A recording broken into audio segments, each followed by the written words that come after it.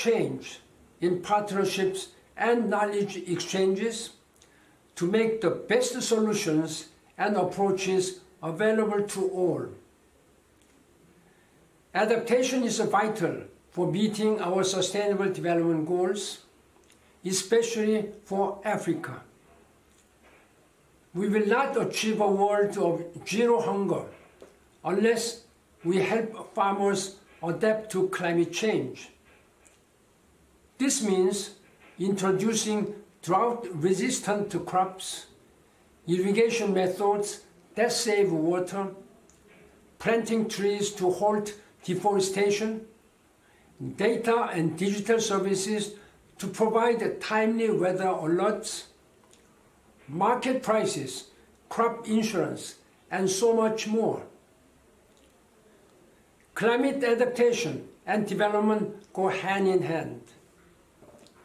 Each of our 17 Sustainable Development Goals has targets that can be met or enhanced with the right adaptation strategies. The Paris Agreement places equal emphasis on mitigation and adaptation. Both are vitally important, and one should not come at the expense of the other. Developed countries need to honor the commitments as part of the agreement. And today, I'm asking all of you to support the Africa Adaptation Acceleration Program as a vehicle to implement adaptation on the continent. By doing so, you will be saving lives and helping to climate-proof the livelihoods of hundreds of millions of people. Together, we can build a resilient future for Africa. But we really don't have any more time to lose. Thank you. Thank you so much, former Secretary General Ban Ki-moon, for your very strong words, and also your call for bold action on climate adaptation. Well, talking about bold action, what better person to go next than to the President of the African Development Bank, President Adesina. Mr. President, you were rewarded as the best financial institution of the world. You're leading on climate adaptation. You came forward with a bold plan during the Climate Adaptation Summit. What is your vision of success? What needs to happen on the ground? President Adesina. Thank you very much, Patrick. It's great to hear from the Secretary General, former United Secretary General Ban Ki-moon. Your Excellency, President Felix Cady, President of the Democratic Republic of Congo, and Chairperson of the African Union. Your Excellency Ali Bongo Ondimba, President of Gabon and African Union Champion of the African Adaptation Initiative.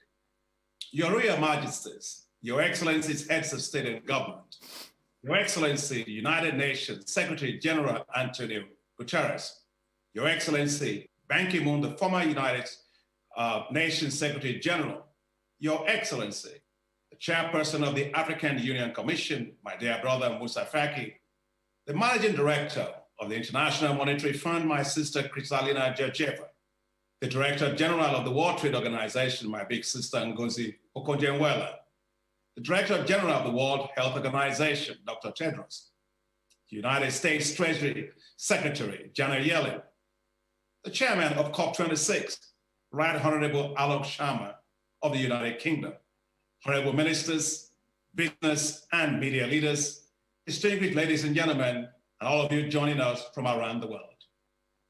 I welcome you all and thank you immensely for honoring our invitation to this Global Leaders Dialogue on Climate Adaptation for Africa.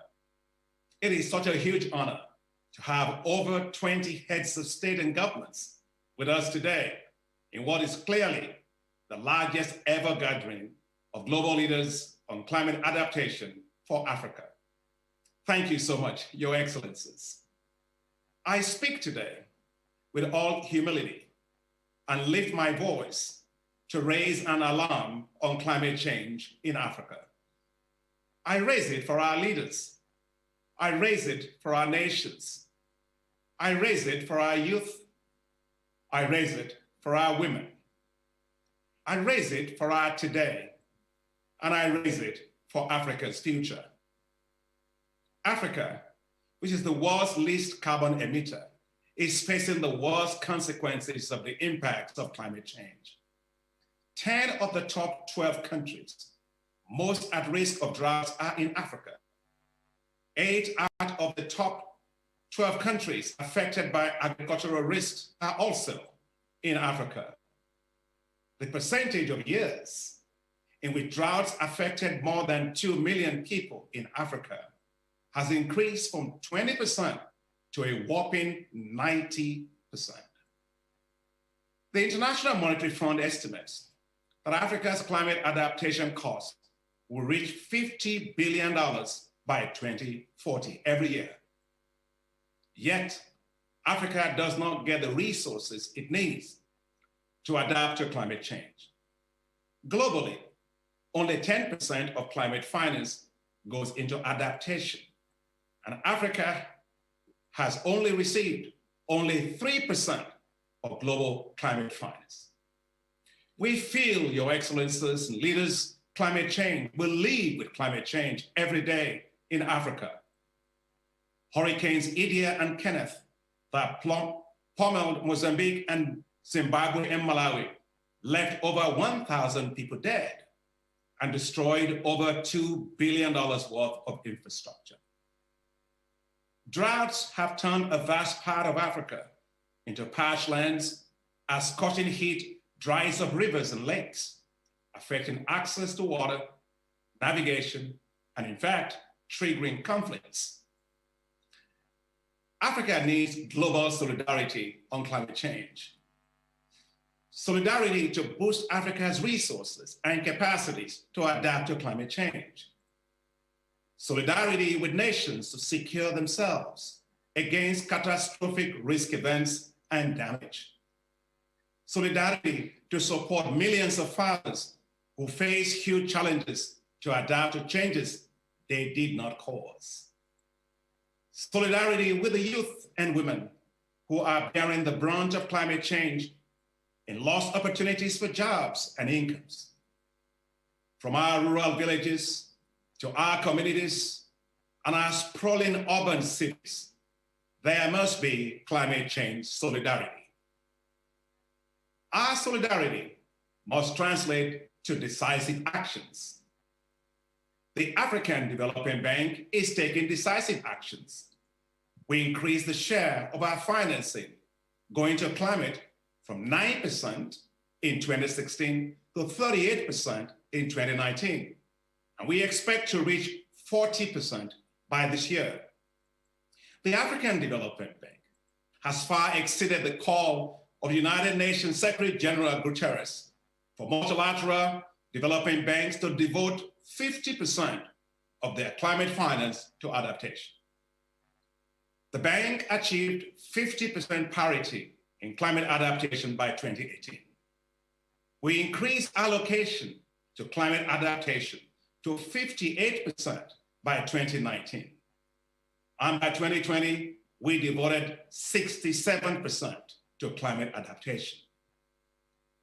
The African Development Bank's commitment to climate finance will reach $25 billion by 2025. Our financing is going towards support for large-scale climate adaptation initiatives in Africa. The bank is implementing the Desert to Power initiative to build the world's largest solar zone in the Sahel, to provide renewable energy for 250 million people. And work has started in Burkina Faso, Chad, and Mali, working with Agence Française de Développement. The bank is supporting the Great Green Wall Initiative, a climate defense shield to protect the Sahel from desertification, for which we have committed to mobilize $6.5 billion at the conference called by President Emmanuel Macron. The bank's technologies for African agricultural transformation, which we call TAT or TAAT, is working on the ground in 37 African countries in providing farmers with climate resilient seeds to protect them and help them to adapt to drought, to pests and diseases. In 2019, we provided 2.6 million farmers with drought-tolerant maize to cope with droughts that were ravaging Eastern Africa countries. In Sudan and Ethiopia, hundreds of thousands of farmers now plant heat-tolerant wheat varieties that are rapidly boosting food security. We supported 600,000 farmers in Zimbabwe, Malawi, and Zambia with treated technologies that allow them to survive the massive devastation of the fall armyworms. The bank's Africa Disaster Risk Insurance Facility helps to pay for insurance for countries to insure themselves against climate-related disasters to build resilience. The African Development Bank, Your Excellencies, and the Global Center for Adaptation have launched the Africa Adaptation Acceleration Program to further scale climate adaptation solutions across all African countries. Our goal is to mobilize $25 billion for climate adaptation for Africa. The African Adaptation Acceleration Program will build on what is working and speed up the actualization of the African Adaptation Initiative of the African Union. We plan to provide digital climate information and advisory services for 30 million farmers. Through our Africa Resilient Infrastructure Accelerator, we plan to mobilize support to scale up climate resilient urban and rural infrastructure, including water, renewable energy, roads, and housing. We will support small island states to build climate resilience. We will mobilize and leverage global finance to support the private sector. We will work to align financial systems in Africa to support climate finance and green investments, and to align with the Paris Agreement. And we plan to support 1 million youth with skills and knowledge for climate adaptation to create much needed green jobs, building 10,000 youth-led climate adaptation businesses. Your Excellencies, we must now raise ambition for climate finance for Africa. Only ambition, scale, finance, and delivery matters. Together, let's mobilize financing for the success of the African Adaptation Acceleration Program. It is time for developed countries to meet their promise of providing $100 billion annually for climate finance. And a greater share of this should go to climate adaptation. Your Excellencies, so far over $20 trillion have gone into COVID-19 stimulus packages in developed economies. The plan of the IMF to issue $650 billion of new SDRs to boost global reserves and liquidity will be enormously helpful to boost fiscal space. It will be even more helpful if developed countries were to agree to allocate a significant share of their own SDRs to developing countries, especially to more vulnerable low-income countries. I wish to applaud the United States, and in particular the US Secretary of Treasury, Janet Yellen, for her global leadership on this, as well as the Managing Director of IMF, Sister Kristalina Georgieva. The SDRs can help to also provide resources to boost green growth and climate financing as we build economies back for the triple win with health, economic, and climate resilience. So let's make a big push on expanding fiscal space. As we look, Your Excellencies, towards COP26 in Glasgow, let us make a big push on climate finance, and let us make a big, even bigger push on climate adaptation. For it is now high time to massively support climate adaptation finance for Africa. Thank you very much, Your Excellencies. Well, thank you so much, President Adesina, for your strong leadership on this topic. You raised the alarm, you called for global solidarity, and you put a bold initiative on the table, the Africa Adaptation Acceleration Program. And we at the Global Center on Adaptation, as your partner on the continent, we're really happy joining you in this effort. You mentioned, Mr. President, Kristalina Georgieva, Managing Director of the International Monetary Fund. She clearly indicated the link between climate risk and financial risk. So let's listen to Kristalina, what her message to Africa is today. Thank you, my dear brother, President Adesina, for inviting me to address you today. And let me start by congratulating the African Development Bank and the Global Center for Adaptation on the bold and timely Africa Adaptation Acceleration Program. It is so important for Africa because as countries face health and economic crisis caused by the pandemic, they're also struggling with the effects of climate change. In practical terms, what should countries do? First, this pandemic has shown us the importance of investing in people. And that is so very valuable for Africa, which has a fast-growing young population. This begins by improving education, healthcare, food security. And in that context, I warmly welcome the Africa Adaptation Acceleration Program, including Youth Leadership Initiative to develop skills for climate resilient jobs, as well as your free online global education initiative. Second, resilient infrastructure. It would reduce the impact of climate shocks and provide the foundation for enduring economic growth. Think of irrigation, flood management systems, climate-smart agriculture, and schemes like the Build Smart facility to help advance water projects. In many of these cases, these are job-rich investments, and it is so important that there are more jobs for those that are seeking employment. Finally, strengthening social safety nets can create buffers that can compensate for lost income in the wake of climate-induced disasters. To address the current health and economic crisis and the climate crisis, many countries in Africa will need support from the international community. This is critical for the region and for the wider world.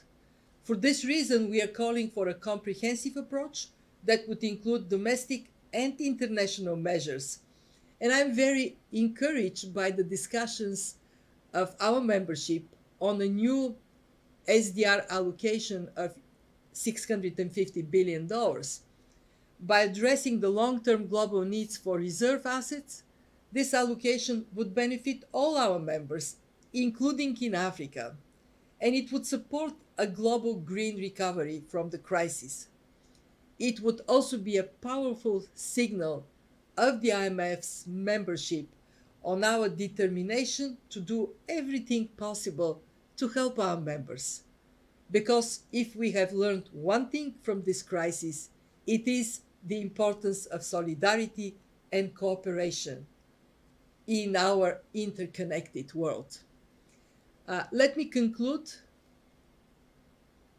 The IMF is firmly committed to helping our members to deal with risks to their economic and financial stability. And this is why we are firmly committed to deal with climate risks. For this reason, we are already stepping up in integrating climate in our economic and financial surveillance, in our capacity development, in our data work. Thank you. Well, thank you so much, Kristalina Georgieva, for your strong leadership at the helm of the fund, and also for joining the board of the Global Center on Adaptation. You called for a comprehensive approach for a green recovery. Let's turn to another global leader. Secretary General Antonio Guterres, I think in the last few months, you really have ramping up the United Nations systems behind climate adaptation. In fact, you called for a breakthrough on climate adaptation. Sir, what does it mean for Africa? Thank you very much. Excellencies, I thank the African Development Bank and the Global Center for Adaptation for convening us today. As the world confronts a pandemic, a recession, and the climate crisis, the United Nations Climate Conference COP26 in November provides a compelling opportunity for Africa to turn ambition into reality. In that context, it is clear that we need a breakthrough on adaptation. And I would like to highlight 5 imperatives for that to be possible. First, I've asked all G7 members and other developed countries, as well as multilateral and national development banks, to increase the share of climate finance allocated to adaptation and resilience to at least 50% of their total climate finance. Today, adaptation and resilience finance accounts for a mere 20% of total climate finance flows. Second, I am calling on all governments and businesses to integrate climate risks into policies and investment decisions, including budget and procurement. And developing countries must be furnished with the tools and means to achieve this. Accurate and up-to-date risk information is the critical first step for effective risk management. Third, we must scale up catastrophe-triggered financial instruments such as risk pooling mechanisms. The Africa risk capacity merits more investment. And fourth, bilateral and multilateral partners must scale up support to regional adaptation and resilience initiatives, such as the Great Green Wall Initiative and the Sahel and Congo Basin Commissions. Finally, fifth, I ask that by COP26, we have concrete proposals on the table to make access to climate finance easier and faster, including for African nations. Support for climate adaptation in Africa is crucial. I encourage all international partners to come forward with pledges to support the African Adaptation Acceleration Program. African countries continue to contribute little to global emissions, so deep is the continent's energy poverty. Yet Africa is on the front lines of dramatic climate impacts, from floods to cyclones and drought, that can wipe out decades of development gains overnight. And the COVID-19 pandemic has reminded us that we cannot afford to ignore known risks.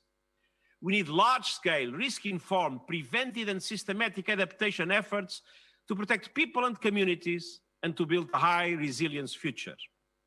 Yet, 1 in 3 people are not adequately covered by early warning systems. Global coverage, along with sustainable infrastructure and other steps, can give the world a double dividend, avoiding future losses and generating economic gains. The Global Commission on Adaptation found that every $1 invested in adaptation could yield almost $4 in benefits. Adaptations must not be the neglected half of the climate equation. I continue to call on the G20 countries and main emitters to lead the way with new and more ambitious nationally determined contributions, laying out concrete actions and policies for the next 10 years, building a global coalition to achieve net zero greenhouse emissions by 2050, and in line with the objective to limit global temperature rise to no more than 1.5 degrees Celsius. And I'm also urging all countries to align their COVID-19 recovery packages with the Sustainable Development Goals and the Paris Agreement. We have a once-in-a-generation opportunity to chart a new global development path. The current model is not delivering. Market dynamics have changed profoundly. In 2020, funding for renewables and energy efficiency was 4 times greater than for fossil energy. Renewable energy solutions employ more than 10,000 formal workers in Kenya, and that number is expected to grow another 70% over the next 2 years. Yet only 2% of global renewable energy investments in the past decade have gone to Africa, to just a few countries, even though the continent has abundant and untapped renewable resources. The old models of development and energy use have failed to provide universal energy access to Africans. Hundreds of millions of people still struggle every day because they lack reliable and affordable access to electricity or are cooking with polluting and harmful fuels. We can provide universal access to energy in Africa, primarily through renewable energy. And I call for a comprehensive package of support to meet this objective ahead of COP26. It is achievable It is necessary, it is overdue, and it is smart. Climate action is a $3 trillion investment opportunity in Africa by 2030. A just energy transition for Africa is critical, one that recognizes the unique and special situation and circumstances of Africa that include addressing a transitional energy mix. But we face a major finance gap. 14% of the world's population lives in sub-Saharan Africa, yet only 3% of global climate finance flows into the region. The $100 billion commitment made over a decade ago must be delivered. And I've asked all G7 nations to double their climate finance support and the share of grants. Developed countries and main financiers must ensure a swift shift of the billions to support African green investments, to increase resilience, and to create the conditions for scale-up private finance. And the private sector must step up and get organized to provide immediate concrete solutions to governments. Local authorities can work with unions and community leaders on reskilling and social security nets. African nations can lead the way by embedding ambitious adaptation and mitigation plans in their updated NDCs. But first, they need to regain their fiscal autonomy.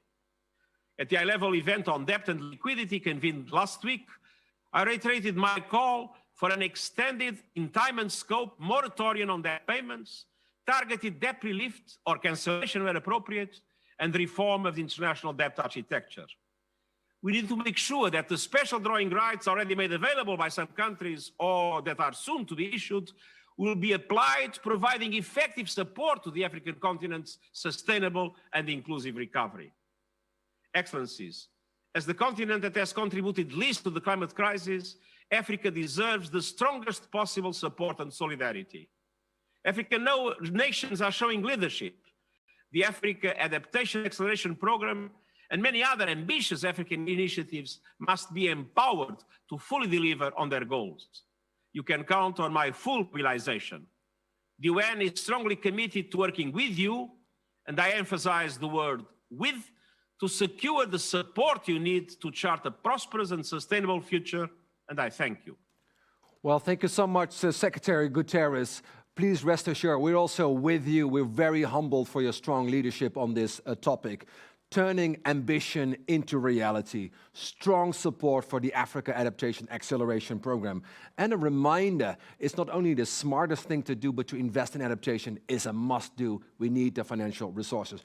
We know, sir, that you have to leave us shortly, but again, thank you very much indeed. And if time allows, I would like to get back to you in a second or so. But before we do, let's turn to President Bongo of Gabon. President Bongo, you launched the Africa Adaptation Initiative in 2015 in Paris. You have been driving this agenda for many, many years. What is success in your world, sir?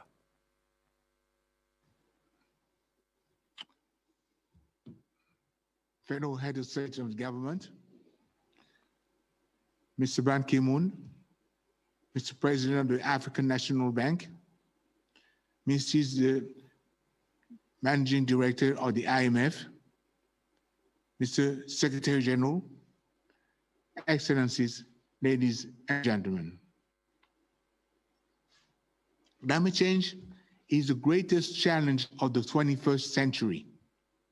Like COVID-19, it is a global challenge that we must face together if we are to have any hope of overcoming it. Every day, the thunderstorms seem more violent, flooding is more frequent, and droughts more severe.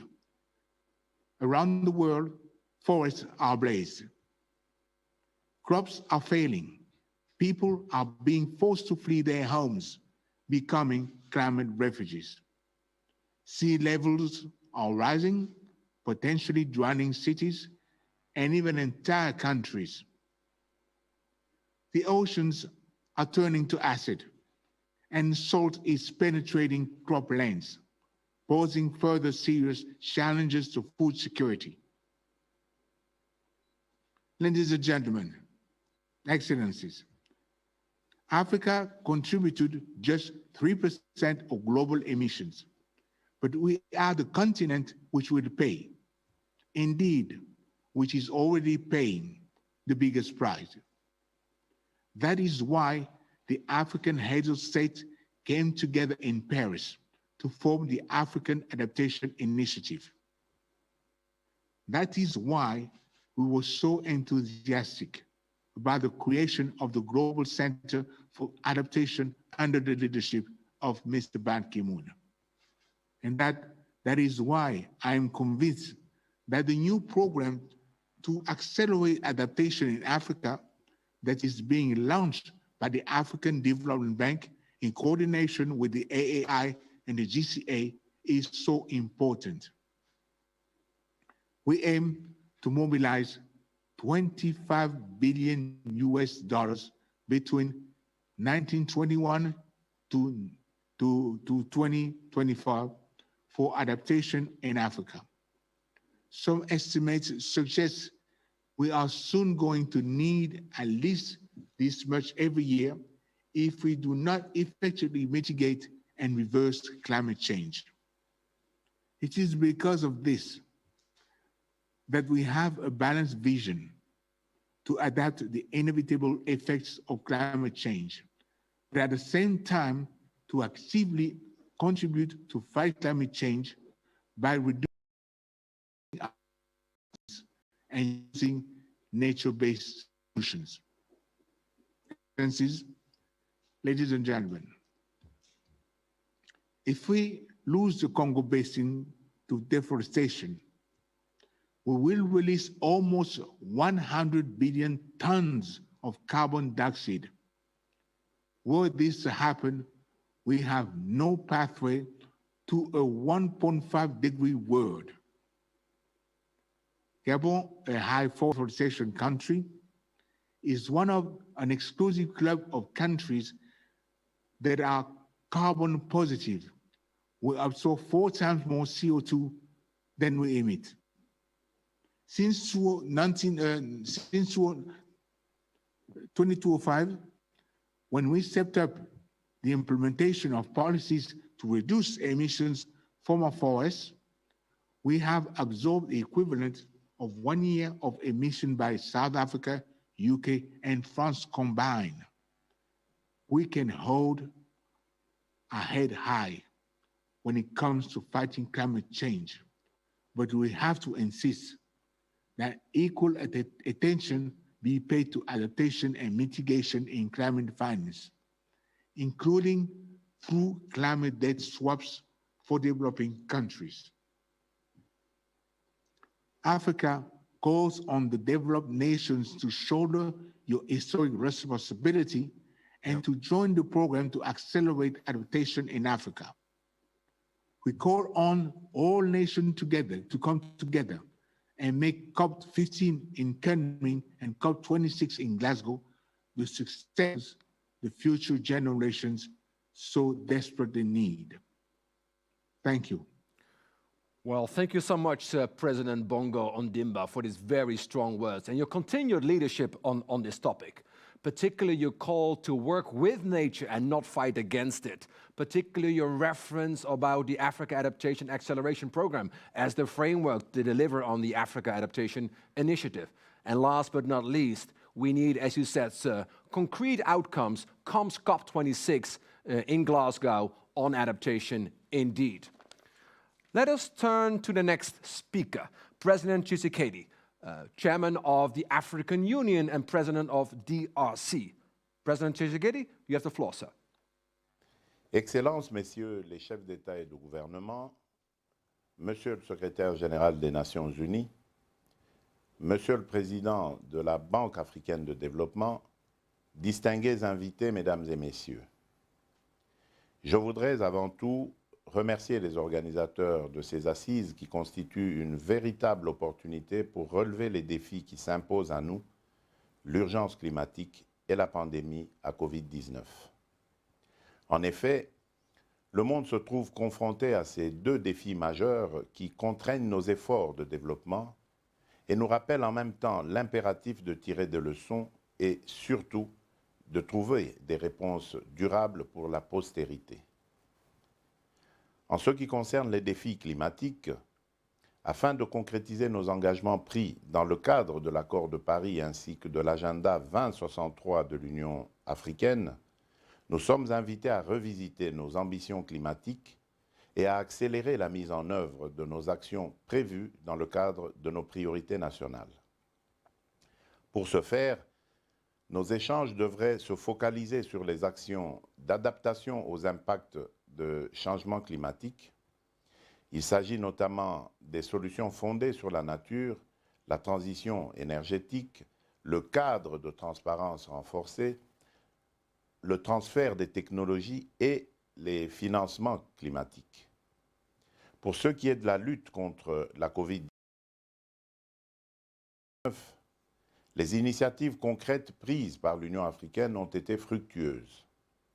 La prise de conscience rapide des dirigeants, la mise en œuvre des mécanismes concertés de lutte basés sur nos spécificités et la mise en place des cadres de lutte appropriés ont en effet permis à notre continent d'éviter l'hécatombe qui était pourtant prédite et même attendue. Nous restons cependant alertes et continuons nos actions concertées, mais aussi la recherche des solutions locales de traitement. Aussi, à la faveur de ce dialogue, nous devrions convenir de manière unanime que le chemin parcouru, les efforts consentis ainsi que les résultats engrangés devront être maintenus et consolidés dans un élan de solidarité et de responsabilité collective. Il nous faut identifier les opportunités qui s'offrent à nous dans le cadre de trouver des solutions efficaces. Je formule vivement les vœux que ce dialogue auquel je souhaite un franc succès nous aide à y parvenir. Je vous remercie. Well, thank you so much, President Tshisekedi, for your very strong words, and also for making COVID and climate and the nexus a central pillar of your presidency of the African Union, leading in 2021 in COP in Glasgow, indeed. Let's go to another leader on the continent, in fact, a global leader, President Bazoum of Niger. Welcome, sir, to joining on this global dialogue. First of all, congratulations with your presidency on the last few days' inauguration. Welcome also joining this global dialogue, perhaps even your first international dialogue on a critical component. Sir, Mr. President, what is success for you? Thank you very much. Merci beaucoup. Excellences, Messieurs les chefs d'État et de gouvernement, distingués invités, Mesdames et Messieurs, je voudrais remercier les organisateurs de la I would like first of all to thank the organizers of today's conference for inviting me to take part in the discussions on this very important issue of the emergency, climate emergency, COVID-19 emergencies. My country, Niger, has always given the priority to policies to alleviate climate change. Under the chairmanship of President Hamadou, who was the first president of the Climate Commission for the Sahel region. He committed himself relentlessly to mobilize funding and mobilize all energies in our region by initiating a program to deploy the transitional framework for the Climate Commission here in Niamey. And therefore, I'm particularly honored to dedicate one of my first speeches as a newly elected President of the Republic of Niger to this topic. It is urgent that governments and states all over the world scale up initiatives, findings, and partnerships to accelerate adaptation to climate change. The discussions we are having today are a perfect opportunity to build up a strategic consensus in order to achieve this objective. Ladies and gentlemen, I noted in the agenda of today's conference that our discussions will evolve around three topics: Our ambitions that need to be scaled up and speeded up, partnerships and funding. And I've also noted that to do so, a contribution on climate ambition should be made. And in this respect, I would like to say that the COVID-19 crisis unfortunately cast a shadow on climate crisis, and in the meantime, the impact of climate change is increasing on our continent. Also, the recovery plan linked to COVID-19 crisis illustrates the situation.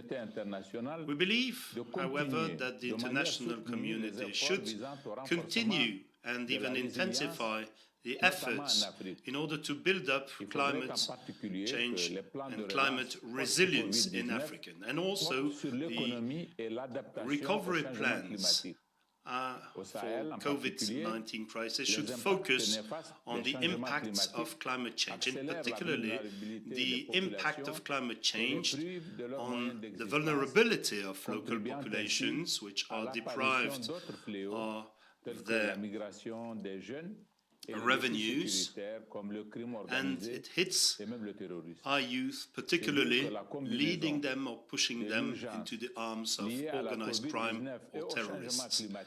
This shows how urgent this compounded crisis is, the COVID-19 crisis and the climate change crisis. Therefore, we need to take up the challenge by dedicating bold efforts in order to improve our population's resilience.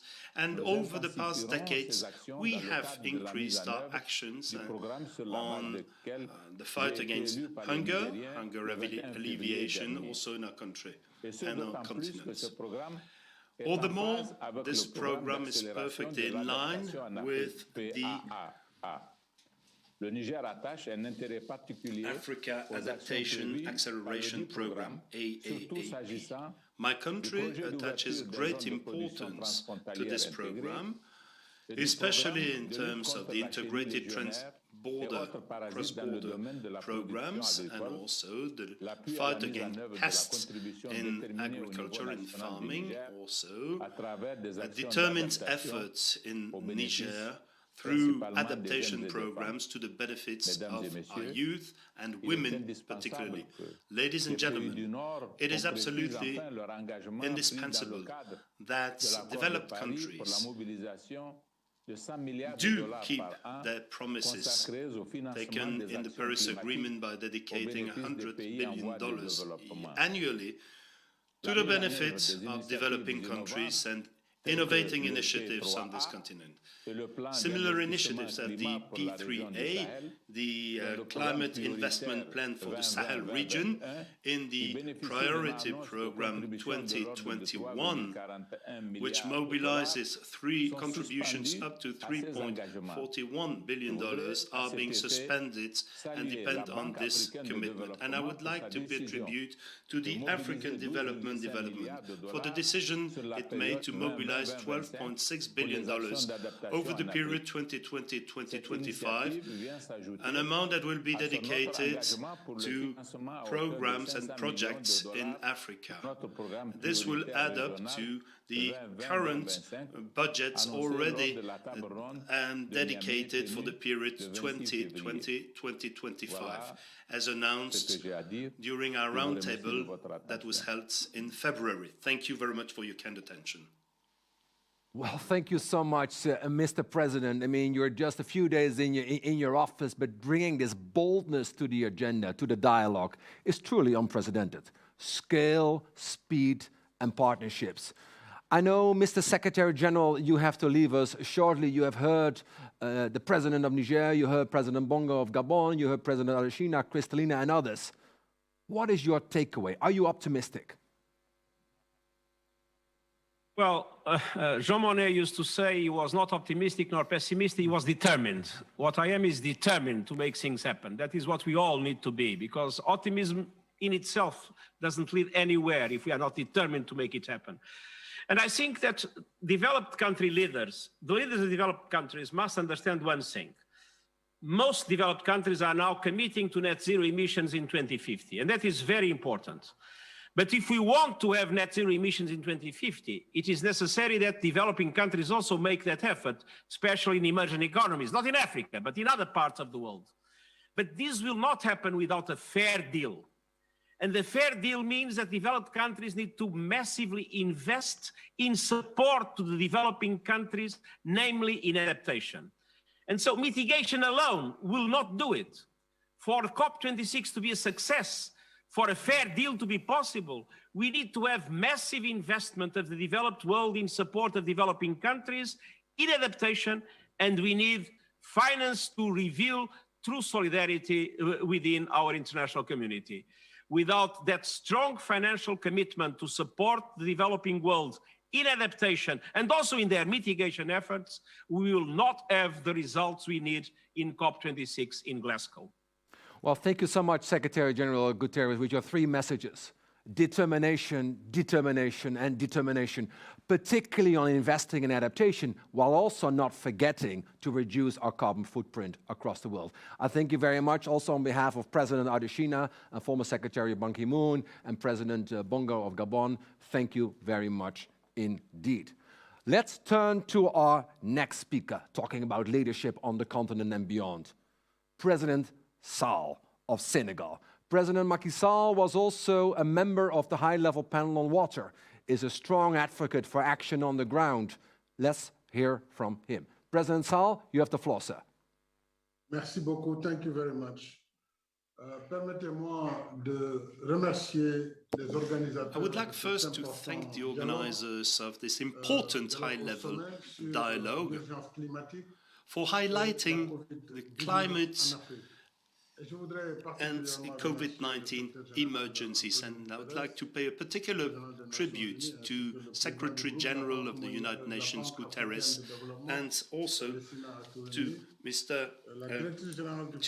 the President of the African Development Bank again, for their commitment also. I would like also to thank wholeheartedly Mr. Ban Ki-moon, the former Secretary General of the United Nations, and also I would like to thank the CEO of the GCA, Mr. Verkooyen. Thank you very much to all of you. Climate emergency. It is extremely important for me to highlight how important the impact of climate change is on the African continent. The African continent is now the prey of droughts, of desertification, of flooding as well. We see our biodiversity that's being destroyed. But also we see that deforestation is progressing.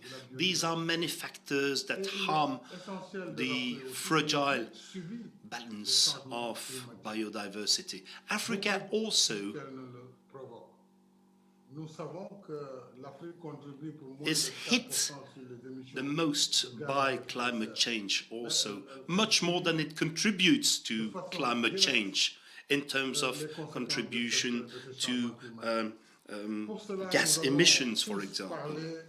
This is the reason we all talk about the Africa Adaptation Acceleration, and particularly about the Africa Adaptation Acceleration Program. I would like also to pay a tribute to all the previous speakers who have highlighted the importance of the financing of adaptation policies in Africa. Without funding, unfortunately, we won't be able to achieve much, and we won't be able to keep our promises. The Paris Agreement is there to remind us of this true and sad reality. But Africa wants to bring its contribution, its response, and I would like also to insist on the response of Senegal on climate emergency. The government has deployed intensive efforts in the framework of a program that we do share with 10 other countries from the Sahel region.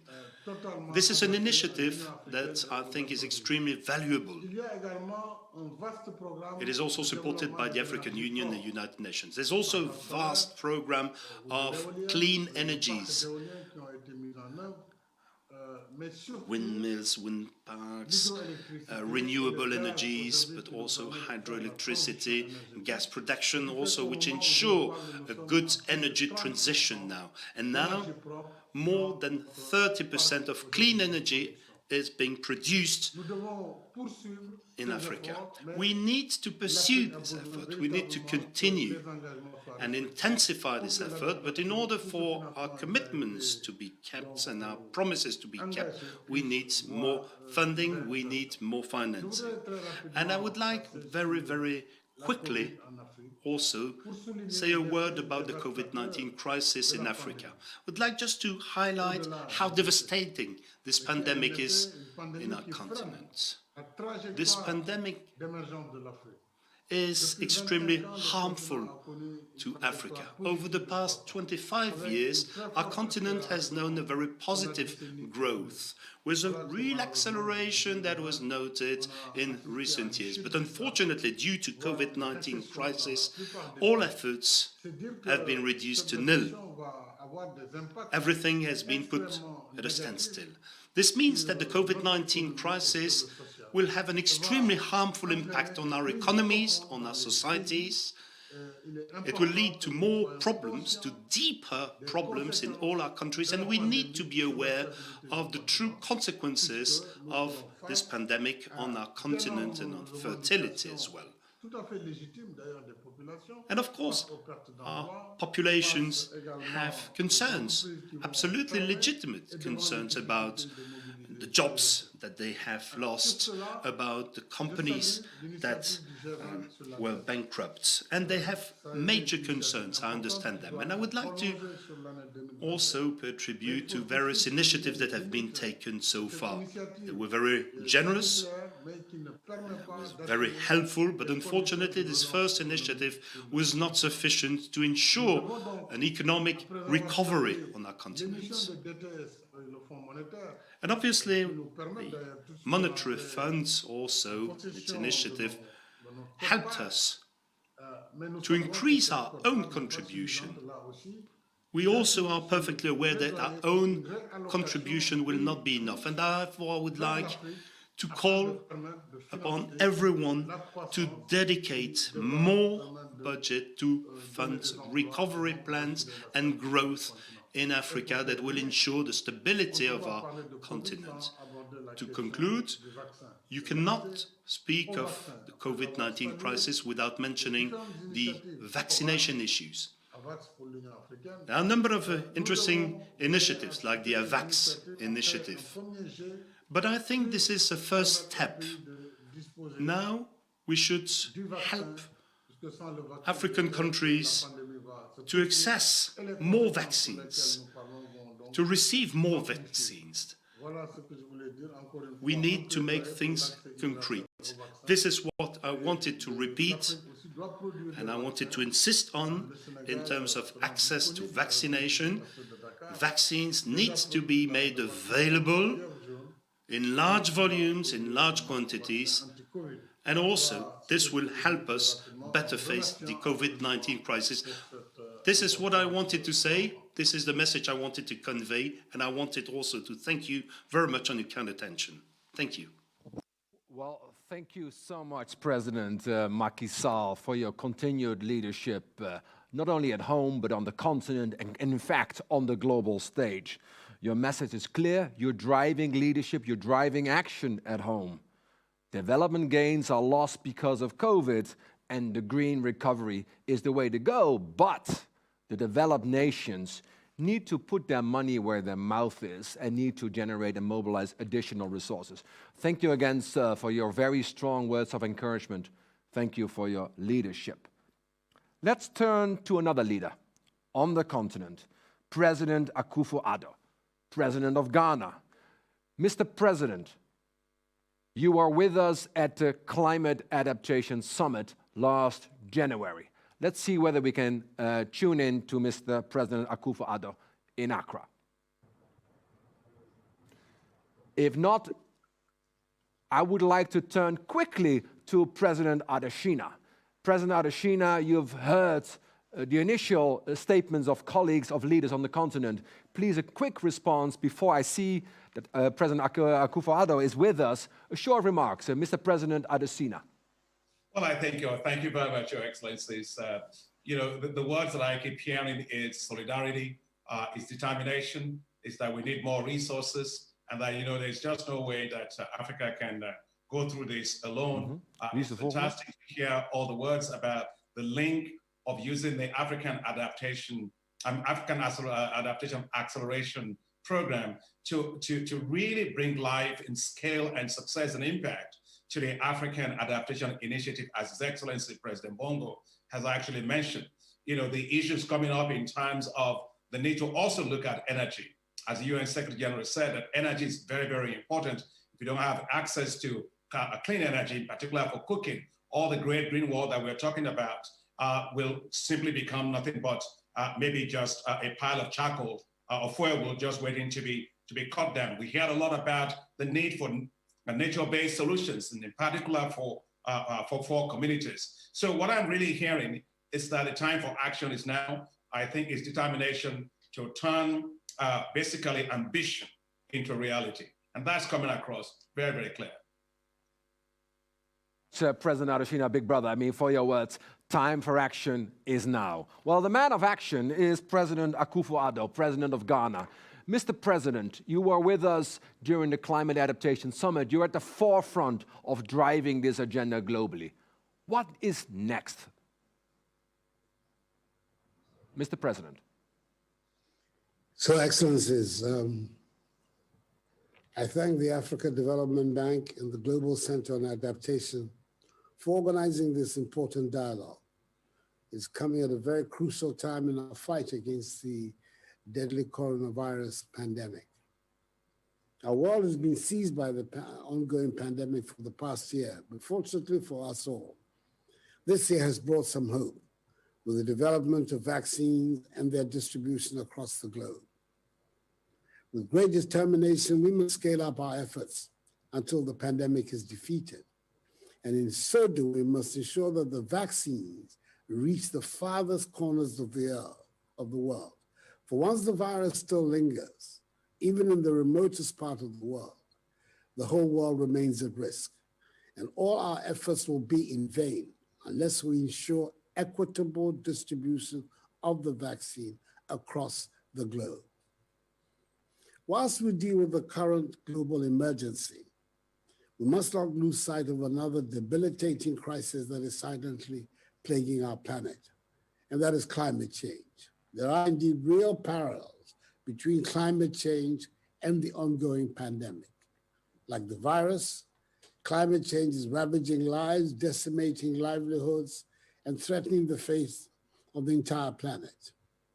Like the virus, climate change is proven to be a threat multiplier, exacerbating existing problems and creating new ones.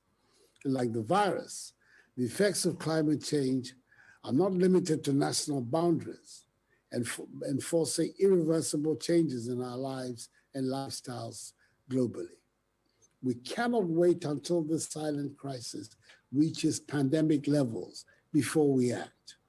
We have to act now and do so with gusto. For failure to act now will be catastrophic in terms of the lives and livelihoods of billions of the world's people who are at risk. Indeed, our ongoing battle against the coronavirus should not be delinked from the urgency of tackling climate change. We must see the climate change crisis as a deadly and merciless enemy in the same way that we see the coronavirus. And as we do so, we must use and see an opportunity in the midst of this pandemic to focus even more strongly on environmental equity and environmental protection to build back better and to build back greener. Addressing the climate crisis will put our world on a solid foundation and a firm base and path to deal with future pandemics. We have a lifetime opportunity in this period to build back better. We cannot afford to lose this opportunity. Climate change concerns must be at the heart of national and international recovery plans and efforts. Our world has the wherewithal to rise to the occasion and deal with the climate crisis just as we're dealing with a pandemic. We have the knowledge, capacity, and innovation, and we should be ambitious enough to master the full complement of resources needed to fight this common enemy.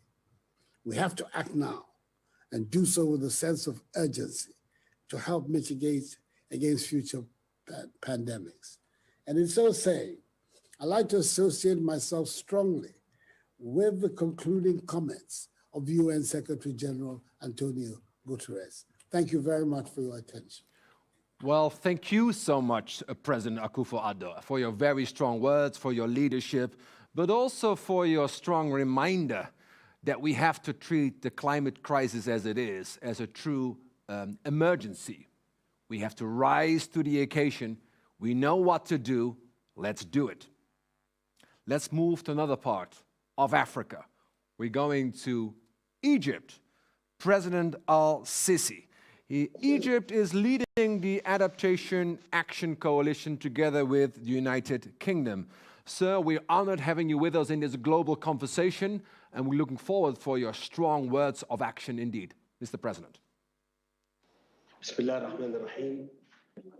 سعادة السيد بان كيمون، السيد إيكونومي دي سيما، أصحاب الفخامة، السيدات والسادة. Dear Excellencies, Presidents, heads of states and heads of organizational mechanisms and international organizations, we are discussing the efforts that we need to exert in order to face up to this double crisis of climate and of COVID-19, and we've seen repercussions of the climate change, particularly with regard to the shortages of water in a number of African countries, including Egypt. And now we are faced with a real challenge and menace to our nations, particularly in light of the efforts by some to exploit regional and continental waters in an unstudied manner without paying attention to the importance of the collegial management of water and looking at the various challenges linked to water shortages given the climate change situation. Egypt supports the Secretary General of the United Nations in steering leading nations to increase their financing in this regard in order to help developing countries to deal with the repercussions of climate change. And there's Egyptian resolve in supporting the climate adaptation and mitigation efforts as part of a national integrated strategy on climate change, where adaptation is a prominent topic.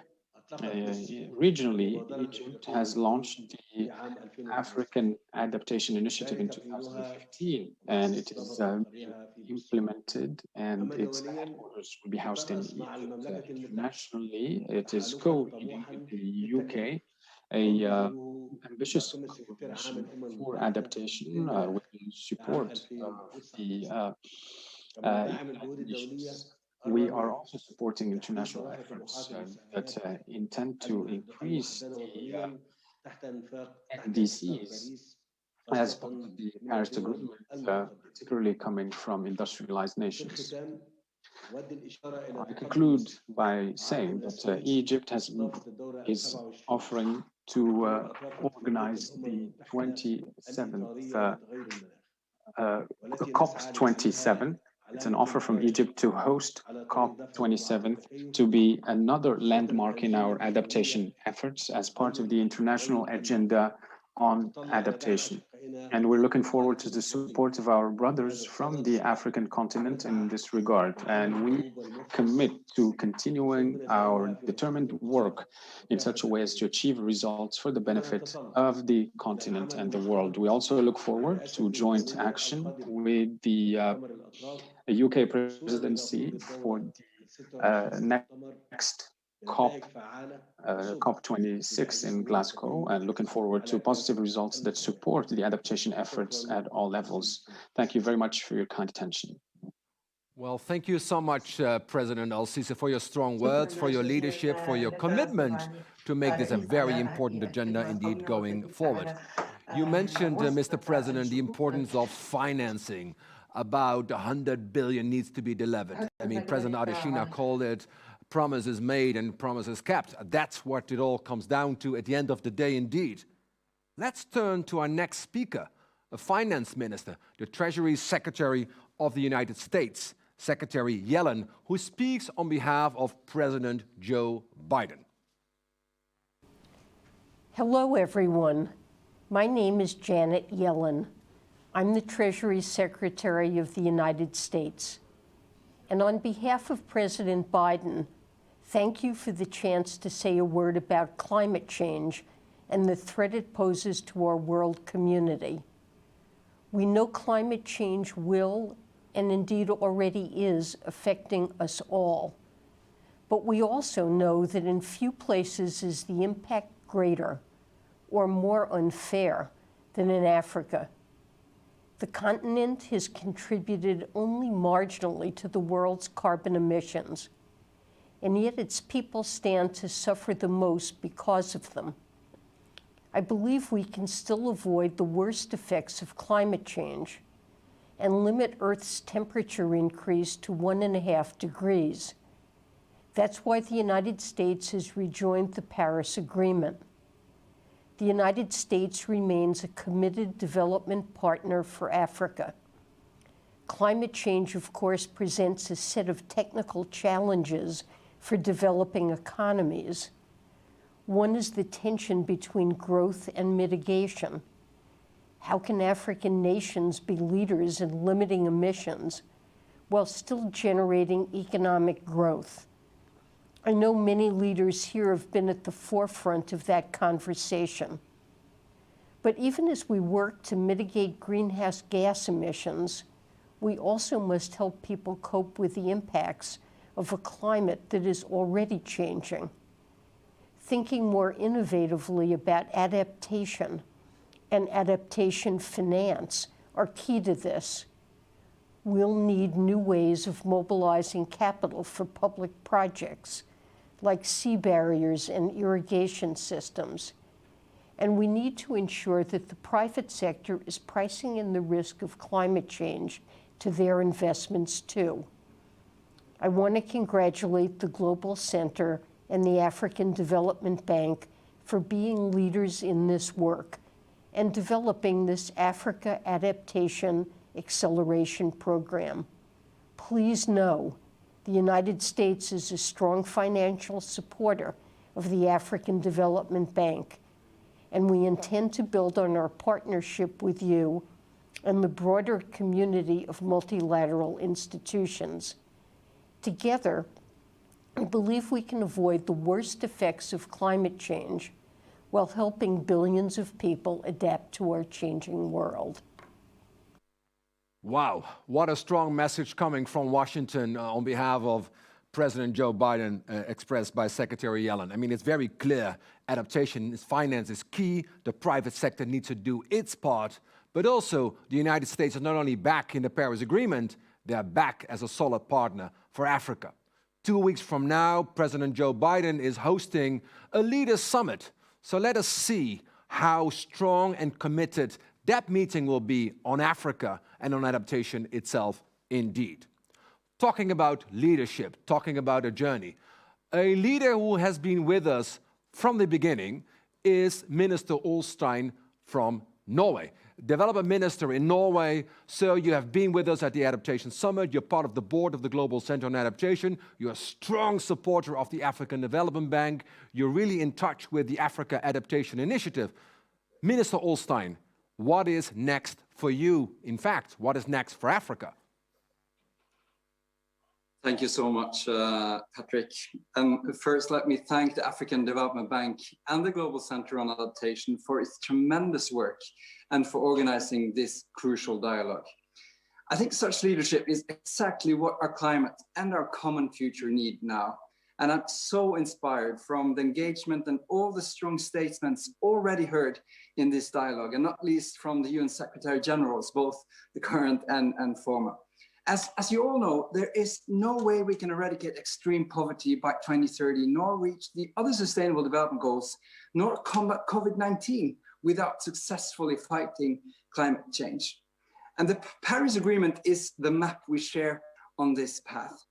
And we have no time to waste in cutting emissions, but equally important and urgent that we hear the full instruction from Paris.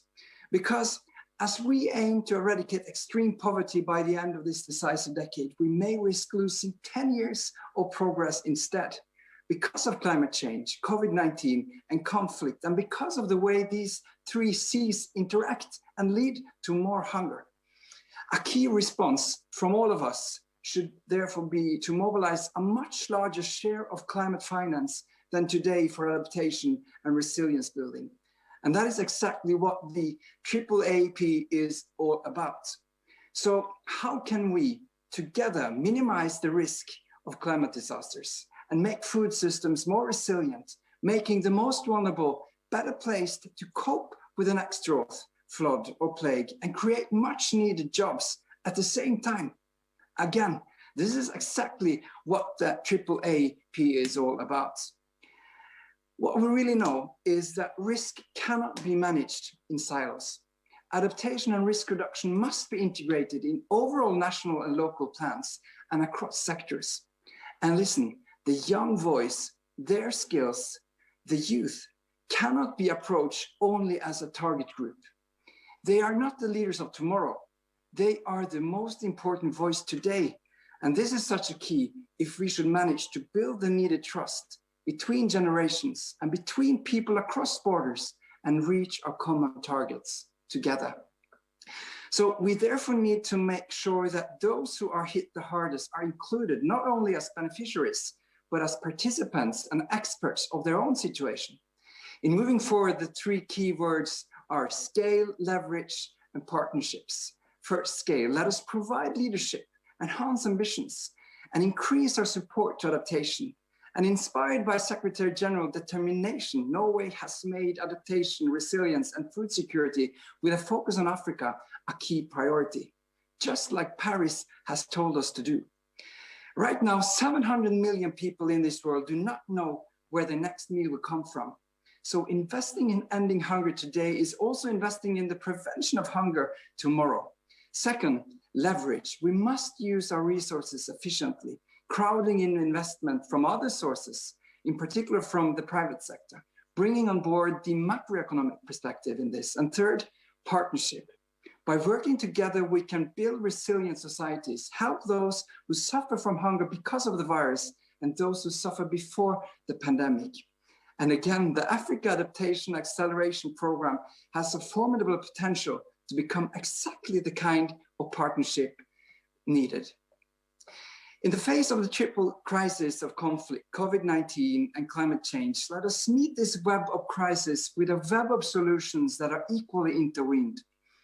The effects of global warming generally hit the poorest countries and the most vulnerable groups the hardest, those who have done the least to create the challenges. So contributing to risk reduction, more climate resilient agriculture, and more climate resilient food systems is so central in our work moving forward. So let us approach climate adaptation with technological innovation and political obstacles with political innovation. Let us keep our eyes stubbornly on our goals. And again, for the fourth or fifth time, I really think the Africa Adaptation Acceleration Program has such a huge potential to become exactly the kind of partnership and vehicle needed. So thank you, Patrick, and over to you again. Well, thank you so much, Minister Ulstein, for your very strong words. Also for your recognition that we have to transform the triple crisis into the triple dividend for health, for economy, and for the climate. And also we count on you continuously as becoming a friend of Africa, delivering also in support of the Africa Adaptation Acceleration Program indeed. Let's turn to an icon of Africa, for a true global leader, President Kenyatta, President of Kenya. Mr. President, I'm extremely humbled having you with us in this dialogue. You were with us during the Climate Adaptation Summit last January, in which you highlighted the importance of partnerships. Sir, what is your view? What is your measurement of success once we move forward? Thank you very much once again for this opportunity, and let me greet you all morning, afternoon, and evening, wherever you're all listening into, and say how delighted I am once again to join all of you, my colleagues from across the globe, who have agreed to come together. And as we have always said, we have emphasized the need for climate action that underpins sustainable development, indeed in the post-COVID-19 period, and also our green recovery plans to build back better.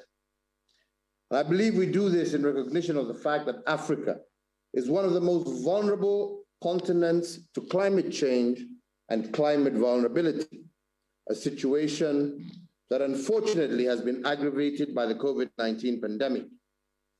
Multiple systemic shocks are now simultaneously threatening African communities, and a health crisis, an economic crisis, a food security crisis have all been compounded by this subject that we are continuously debating, that of the climate change crisis. The impact, therefore, of the COVID-19 pandemic on Africa's social economic development has been devastating.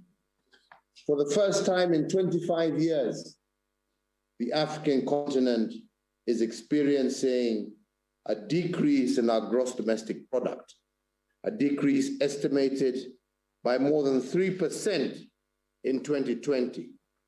And this has rendered many, many millions of our people into extreme poverty. Improved access to finance at scale is therefore key if African economies are to be able to restart their economies and indeed once again embark on a low carbon, resilient and inclusive recovery, of which we are partners to, but not the cause of. Your Excellencies, ladies and gentlemen, in Kenya, we are well aware that climate change poses an existential threat to our survival. Indeed, Kenya is ranked as the first most vulnerable country in the world. And research shows that climate change, as I said before, leads to about a 3% loss in GDP annually. Extreme interannual temperature and precipitation fluctuations accounts for about 50% of the variability in maize yield and undermines water availability and negatively also impacts public health and exacerbates our food insecurity. We in Kenya, therefore, have deployed significant national resources to scale up adaptation efforts, and Kenya's updated national determined contribution provides a comprehensive overview of adaptation priorities with an estimated implementation cost of approximately $4.4 billion every year. And while we can realistically mobilize domestic resources to meet about 13% of this cost, we would need our external partners to support us with the remaining 87%. And this is a scenario that does not apply just to Kenya. And this, I believe, we can also do by dealing realistically with our debt in order to increase fiscal space for our economies to build back greener and to build back better. Ladies and gentlemen, as I have just said, the situation that we're dealing with is not unique to Kenya. Indeed, as indicated in the recent UNEP Adaptation Gap Report, current adaptation cost estimates for developing countries are about $70 billion per year, and this is expected to rise to approximately $140 billion to $300 billion by the year 2030, if no adaptation measures are made today.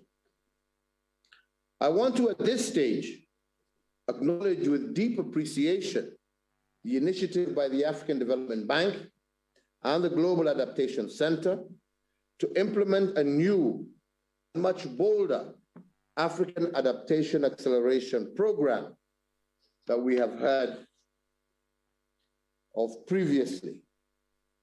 This program, ladies and gentlemen, I believe will go a long way to support countries like Kenya to scale up climate adaptation and resilience, and to provide significant resources for climate adaptation throughout Africa, and indeed throughout the Caribbean, the Pacific, and most of the global South.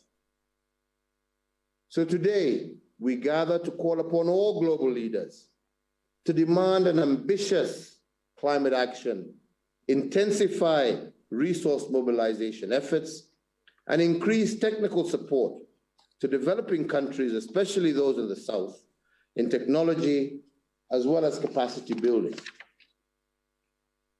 Ladies and gentlemen, we appreciate, and I want to underscore on the need to also leverage private sector as well as international finance if we are to achieve this ambitious climate adaptation agenda. It is only through partnerships like this that we can strengthen and accelerate resilience across our continent. The current level of ambition, ladies and gentlemen, we must agree is too low to meet the Paris Agreement of 1.5 degrees centigrade. The 2020 Interim United Nations Framework Convention on the Climate Change Synthesis Report submitted nationally determined contributions. This indicates that we can only close the emissions gap and build the resilience of our communities if the major emitters raise their ambition. And all countries submit their updated nationally determined contributions before COP26 later this year. So, ladies and gentlemen, to achieve the long-term objectives of the Paris Agreement, we must all develop our long-term greenhouse gas strategies that articulate clearly our vision and how we are going to manage climate change impacts. And I am happy to announce today that my administration is in the process of developing a long-term greenhouse gas emission strategy for 2050, and we aim to submit our strategy to the United Nations Framework Convention on Climate Change before COP26 in Glasgow later this year. As I associate myself with the remarks of those who have spoken before me, let me also take this opportunity to conclude my remarks with the same rallying call to all global leaders to achieve economic prosperity today and to secure it for our future generations. We must all simultaneously take bold actions now to bend not only the COVID-19 pandemic curve, but as well as the climate change curve. I want to thank you all for your attention and look forward to partnering with you to achieve this noble agenda. Thank you all for your attention. Well, thank you so much, President Kenyatta, for your very bold statement, but also for your very strong leadership at home. You have submitted your national determined contribution. You have made clear what you can do. Now others need to play their part to partner with you. We extend your invitation on your behalf. Very strong words. I want to quickly go to President Adesina to respond to what you've heard so far. Mr. Adesina, any quick reflections? Oh, absolutely. I continue to be enormously encouraged and humbled by the tremendous amount of support of the excellencies, the president, speaking to us. First and foremost is that we hear very clearly that the African Adaptation Acceleration Program is a formidable partnership, and it is a formidable partnership in terms of public, in terms of private, in terms of governments, and in terms of taking things to scale. I think in realizing Africa's ambition.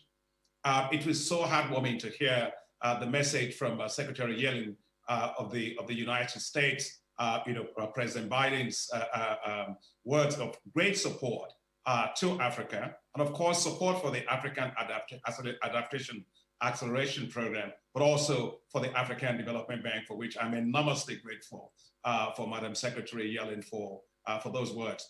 But we also heard about the importance of scale, importance of leverage, the importance of partnership. I've just had from President Kenyatta there. And we also heard from the various presidents and interventions that have been made about the importance of private sector. I think we continue to have to look at that, how to mobilize green investments for private sector. But we also heard very much from Minister Olsen right there, the importance, and also President Kenyatta, about the importance of food security. Medicines don't work if you don't have food, and vaccines don't work if you don't have food. So the importance of keeping our eye on food security and the importance of technology solutions to do that. And also about inclusivity. We need to make sure recovery is inclusive. And we also have to manage water, because the link of water and conflict, and of course, the importance of solving the problem of debt. So if I may just summarize what I've heard, Patrick, is that we must raise ambition, that we must keep our eyes stubbornly on our goals that we want to achieve. And we must make sure that that is driven by action, paying attention to equity. But all that cannot be achieved unless there are resources. So much, Mr. President, for your strong words, and also encouragement of we need partnerships. We need African leaders, and at the same time, we need our development partners coming in strongly committed with the resources, with the resolve to drive this agenda together. Well, in fact, a leader from Europe is Denmark. Denmark is for many years a close friend of Africa. We have with us Minister Møller Mortensen, Development Minister of Denmark, recently appointed, already made his mark in his first few months in office. Minister Møller Mortensen, you have heard your colleagues, African leaders, you've heard Akin Adesina. What's in it for Denmark? Thank you. Excellencies, ministers, distinguished colleagues. Climate change adaptation is not a choice. It's a necessity for addressing the current climate crisis and promoting sustainable development. I'm so happy to participate in this important dialogue focused on Africa. The African continent is particularly exposed to the impact of climate change and already faces more frequent extreme weather events. Climate change is disrupting the continent's agriculture and water supply. It's threatening coastal zones and cities. Moreover, the COVID-19 pandemic is eroding recent progress in building resilience, leaving countries and communities more vulnerable. This is why we need to step up efforts for climate adaptation and resilience in Africa. Denmark is strongly committed to do our part, for sure. Driving adaptation and resilience is a key pillar in Denmark's new global strategy for climate action.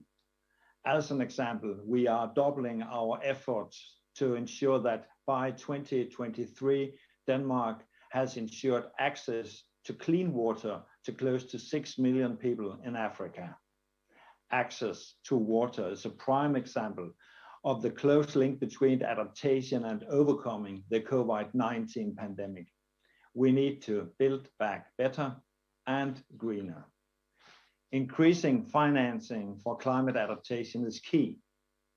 Only around 20% of the total global climate financing is allocated to adaptation.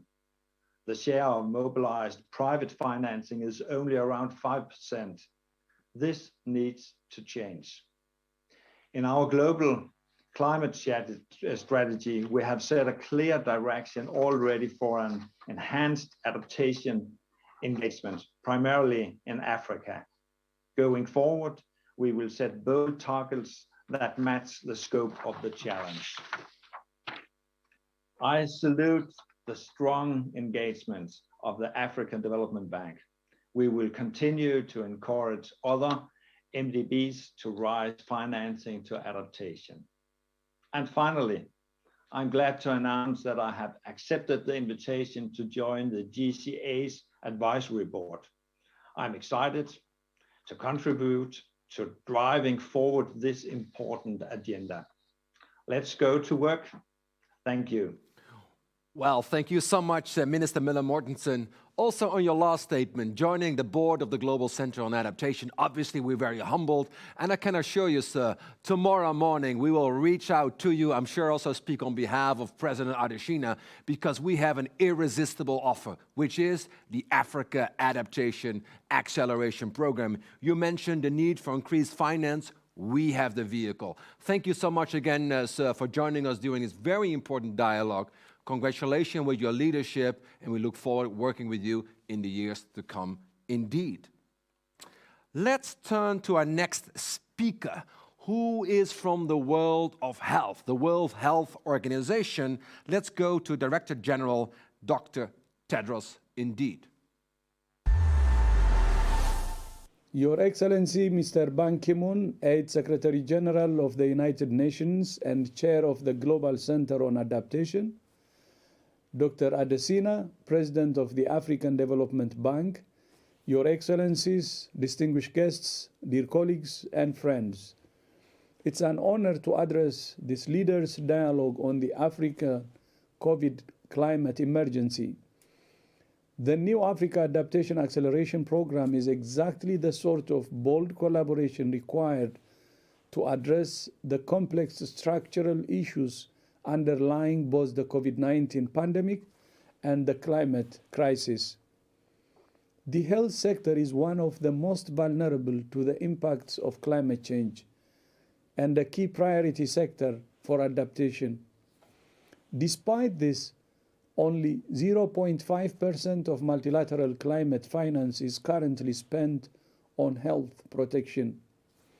Financing the overall health response to the pandemic and the climate crisis is essential to save lives and drive a social and economic recovery. I commend your visionary efforts. We must work together to build the greener, healthier, and fairer world we all want. I thank you. Well, thank you so much, Director General Dr. Tedros. Also reminding us that later this year, the African Development Bank, the WHO, the Global Center on Adaptation, and other partners, we are launching the State and Trends in Adaptation in Africa just before COP26. Let's turn to another extraordinary leader on the continent, Prime Minister Hamdak, Prime Minister of Sudan, a country which has just finalized its national adaptation plan. Sir, how can we support you in this journey? Thank you so much. Excellencies, Head of State and Government, Excellencies, Chair and CEO of the Global Center on Adaptation, President Adesina, distinguished ladies and gentlemen. Thanks to the Global Center on Adaptation for the invitation to participate in this leaders' dialogue on the Africa COVID climate emergency. Also thanks to the African Development Bank for its support to Sudan, and looking forward to the return of the country as a full member of the bank after the clearance of its arrears. Sudan understands and appreciates the importance of adaptation and its crucial role for African countries and economies and communities, and support the initiatives undertaken by the bank. As you know, Africa and Sudan are subjected to high vulnerability to climate change adversities, particularly agriculture, which is projected to face serious threats of increased heat and water stresses. Furthermore, COVID-19 pandemic weakened adaptive capacity and resilience in Africa, with a weak preparedness to absorb and mitigate exogenous shocks. It has significant negative impacts on health, food security, loss of income and livelihood, especially those engaged in the informal economic activities. In this context, major challenges include integration of the informal activities in the organized modern spheres of the economy and expansion of employment opportunities in agro-industrialization and rural value chains. Therefore, digital transformation is inevitable for post-COVID-19 recovery. I would like, in my concluding remark, to highlight the wheat production story in Sudan as an example of successful adaptation and resilience. With the support of the African Development Bank to the agricultural research for development of strategic crops, particularly wheat project, and more recently, technologies for African agricultural transformation, these projects have become a game changer in my country. Through this intervention, it was possible to adopt many high-yielding and heat-tolerant varieties for heat-stressed ecologies of Sudan, which enabled us to achieve 50% of wheat self-sufficiency. But most importantly, it has made it possible to produce wheat in climates previously considered totally impossible to produce wheat there. So thank you very much for the bank, and let's join hands in partnerships in working together in addressing the calamities and the challenges of the pandemic, but also the issue of the adaptation to the changing climate. Thank you very much for your kind attention. Thank you. Well, thank you so much, Prime Minister Hamdak, for your strong words of commitment, but also for the reminder of putting food security at the heart of the green recovery. And I think it's very important, as you said, sir, that as part of the adaptation action agenda, which President Adesina and we are launching today, food security is one of the 4 quick pillars. Let's quickly go to President Adesina. I just want you to respond to this, what you just heard, sir. Any quick reflections? Well, absolutely. The thing, let me start from the points on health from Pedro Tedros, is that health matters. If you have healthy populations, well-fed populations, you have higher productivity. So in expanding our investment also in health, it's very critical for us to be able to adapt to the climate change, but also to adapt as well to the issue of the COVID-19. The issue of water, I think, continues to come up in terms of how we manage water. I think that continues to be an issue. We had about the importance of not forgetting the bottom of the pyramid, in particular the informal sector, how in the recovery process, we have to make sure it's actually quite inclusive and creates jobs and creates a lot more opportunities for those that are in that informal sector. We heard about the importance of digital transformation, and we talked about that in our conversation, whether it's in agriculture, whether it's in health, the importance of digital technology and of course for digital finance is critical. And just on what Prime Minister Hamdak said, I wanted to amplify the power of the statement that he said. When we have platforms that deliver technologies at scale for drought-tolerant wheat that he mentioned in the case of Sudan. I was talking with him just a few days ago, and he told me that those technologies that are heat-tolerant wheat lines are being grown on over 800,000 acres in the Gabon scheme. And as you just heard from him, he said, these are areas that have never grown wheat, but because the right technologies are there. So just to continue to realize that we must continue to drive food security. In fact, I think that the risks are probably much higher for many in Africa, perhaps to die from hunger than even to die from COVID pandemic. And so we have to make sure that we boost people's access to food, good nutrition, because vaccines are important, but only nutrition can sustain. Well, thank you so much, Mr. President, for reminding us of the importance of food security indeed. Let's turn to our next speaker, a truly unprecedented leader on the continent, President of Botswana, President Masihi. Sir, what is success for you? What do you need out of this conversation? And how can we support you going forward?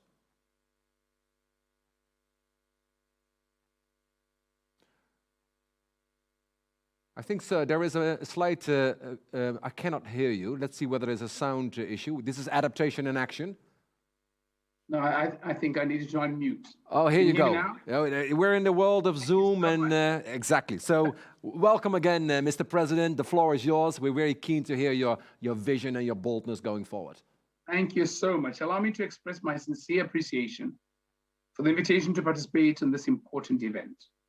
Let me further thank the organizers, the African Development Bank and the Global Center for Adaptation, for bringing us together as African leaders to discuss the twin crisis of the COVID-19 pandemic and climate change.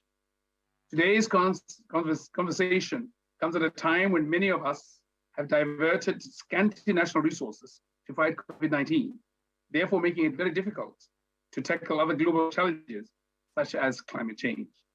The need for climate financing is therefore more crucial than ever before. Mr. President, my country is one of those heavily affected by climate change. Botswana is an arid country with low and erratic rainfall, high temperatures and very limited surface water. An increased frequency of extreme weather conditions such as droughts and floods compound these problems. These harsh weather conditions increase household vulnerabilities, especially those who are dependent on rain-fed arable agriculture for food production. To address these challenges, we are modernizing our agricultural sector by making use of digital technologies and climate-smart agriculture. This is also an area where our entrepreneurial, tech-savvy youth can make a contribution by developing innovative solutions. Botswana is well placed to pursue solar energy, given their high levels of solar irradiation. Projects in the solar space require financial investments to strengthen regional power distribution infrastructure to facilitate power exports and imports. Botswana considers the Zambezi Integrated Agro-Commercial Development Project important for agricultural modernization, food and water security. I therefore wish to express my profound gratitude to the African Development Bank for providing transactionary advisory service to this important project. These efforts, which aim to build our climate resilience and adaptation, certainly require substantial financing. To this end, I note with appreciation that the 2021 Climate Adaptation Summit has committed to mobilize finances to enhance climate adaptation and resilience across our continent. I believe that the African Adaptation Acceleration Program, AAAP, will help to mobilize the finances for my country and the continent at large to pursue programs geared towards investing in renewable energy, improving food security, upscaling investment in renewable energy, and developing robust water supply infrastructure across Africa. Finally, I want to underscore that upscaling the $100 billion climate finance commitment made in 2009 to help our countries to tackle climate change is even more crucial in light of our diminishing finances. I hope that the United Nations Climate Change Conference, COP26, will be held later this year, will map an implementation plan that actualizes this financing mechanism. I want to thank you most sincerely for the opportunity to participate and for your attention. Well, thank you so much, President Masihi, for your very strong leadership on this particular topic. Speaking to the COVID adaptation nexus, indeed, realizing that COVID has further constrained fiscal capacity. With other words, there is a need for international finance to come in. You call for an implementation plan. Well, you have it, sir, through the Africa Adaptation Acceleration Program. What we now need is sufficient, substantive financing to deliver indeed on the needs which you just expressed. We count on your leadership and we look forward to working with you and supporting you moving forward in the next few months indeed. Let's go to our next speaker, the president from Mozambique, President Nyusi. Sir, can we just hear your views? What needs to happen? You've exposed to cyclones in the last few years. You know what it is living on the front lines, but we also know what leadership is because you're demonstrating it on a daily basis. Sir. Obrigado, excelências, caros participantes, colegas. Começo por felicitar aos organizadores deste diálogo virtual de alto nível sobre as emergências de Covid-19 e mudanças climáticas em África, com vista a acelerar a nossa resiliência e adaptação a estes desafios de atualidade no quadro do Programa de Aceleração e Adaptação em África. Estamos num paradoxo em que, por um lado, assiste-se à redução de financiamentos nacionais e internacionais para os programas favoráveis à resiliência e adaptação às mudanças climáticas, com outras determinantes sociais e econômicas a agravar ainda mais a situação, revertendo os anteriores ganhos no financiamento ao desenvolvimento. A África em geral e Moçambique em particular estão entre os mais vulneráveis aos desastres naturais. Os eventos climáticos extremos, que ontem eram raros, atualmente são cada vez frequentes e intensos. Sofremos seca prolongada, calor intenso, cheias e inundações, ciclones e outros fatores associados, como a subida do nível das águas do mar, intrusão salina e queimadas, resultando em prejuízos entre perdas de milhares de vidas humanas, infraestruturas públicas e privadas, como unidades sanitárias, escolas, estradas, pontes, rede de transporte de energia e residências. Os ciclones Idai, ainda bem que mencionou, e Kenneth, que afetaram a região em 2019, são exemplo claro destes eventos extremos. Os dois ciclones só em Moçambique causaram 689 mortes e impactos negativos equivalentes a mais de 3 bilhões de dólares americanos. Na época corrente, fomos novamente atingidos por 3 ciclones tropicais, o Xalane, Eloise e Guambe. A Covid-19 veio agravar ainda mais impacto negativo no desempenho da nossa economia. A título de exemplo, o turismo, que já era vulnerável aos desastres naturais, que destroem instâncias e diminuem as entradas de turistas, é o setor mais atingido, concorrendo para a redução do produto interno bruto e atraso no alcance dos objetivos de desenvolvimento sustentável. Sem incluir os impactos do IDAI, em média, só no setor de infraestruturas, Moçambique, nos últimos 20 anos, vem sofrendo danos de cerca de 100 milhões de dólares americanos por ano. Num cenário de exiguidade de recursos agravada pela Covid-19, tivemos de concentrar investimentos na saúde e alívio econômico e muito pouco na resiliência e adaptação climática. O nosso orçamento sofreu mais pressão devido à queda nas receitas fiscais, endividamento e o limitado acesso aos financiamentos internacionais. É imperioso que, com urgência, se reverta o atual cenário, aumentando o volume de financiamentos para intervenções de adaptação, resiliência climática e recuperação da economia e da vida pós-Covid-19, de modo a voltar aos carris nos nossos objetivos de desenvolvimento a médio e longo prazos. Os financiamentos disponíveis no contexto da resposta à emergência da Covid deviam incluir também o alívio da dívida, apoio à liquidez orçamental e intervenções na resiliência e adaptação às mudanças climáticas. A agenda de financiar a adaptação às mudanças climáticas deve incluir programas específicos para induzir transformações transversais e sustentáveis na economia do ambiente, nas infraestruturas e em áreas sociais como saúde, educação, água e saneamento, agricultura e produção de alimentos, criação de empregos e resposta às calamidades naturais.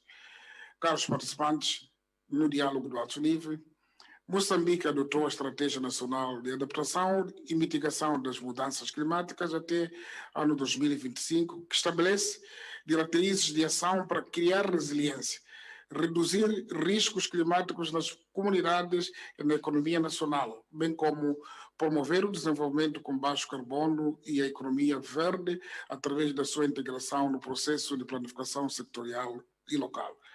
Aproveito a ocasião para, em nome dos moçambicanos, agradecer aos nossos parceiros internacionais de cooperação pelo estimável apoio que nos têm prestado para lidar com as mudanças climáticas.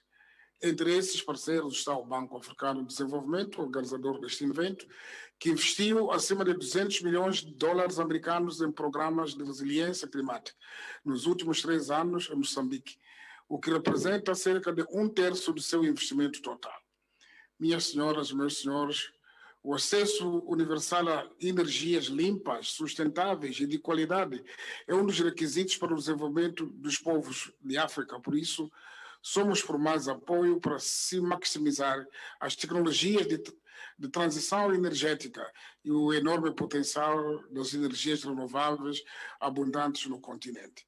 Por outro lado, o gás natural, que muito bem pode servir de transição das energias fósseis para fontes de energias renováveis e mais limpas por ter baixo teor de emissões de carbono, deveria ser apoiado para acelerar o acesso universal à energia até 2030, em conformidade com as metas, com a meta 7 dos Objetivos de Desenvolvimento Sustentável. E quero agradecer, muito obrigado pela atenção dispensada. Well, thank you so much, Mr. President, for your very comprehensive voice at this leaders' dialogue. It is also a strong reminder, sir, as you highlighted consistently, climate change is real, climate change is intensifying, it's here, we need to act now. Also, your reference to the impact on lives and livelihoods is fundamental. We need financing, we need planning, we need partnerships in all sectors. Your leadership is very widely recognized and acknowledged, and rest assured, also on behalf of President Adesina of the African Development Bank, that this bold plan, which is on the table, is exactly trying to be here to support your leadership in your country indeed. Let's go to our next speaker. Let's see whether this is adaptation action in real life. To Germany. We go to Parliamentary State Secretary Maria Flachsbart on behalf of Germany. Germany has been a supporter and a friend of Africa for many years, particularly on climate adaptation. Let's listen to the message which State Secretary Flachsbart has for us. Excellencies, ladies and gentlemen, this high-level dialogue is taking place in challenging times. The COVID-19 pandemic is showing its devastating impact worldwide, including in Africa. At the same time, climate change is having an ever greater impact on the African continent, threatening lives, economic development and ecosystems, and sharpening inequality. These impacts will continue to grow even when the pandemic is over. The most vulnerable are hit hardest by growing food insecurity, displacement, and strained water resources, as well as by devastating floods and invasions of desert locusts. Thus, I'm all the more glad about this dialogue among African leaders and their partners who have gathered to send a joint and important signal. African leadership is confronting climate change, charting a course towards more sustainable, greener economies, and putting adaptation action high on the political agenda.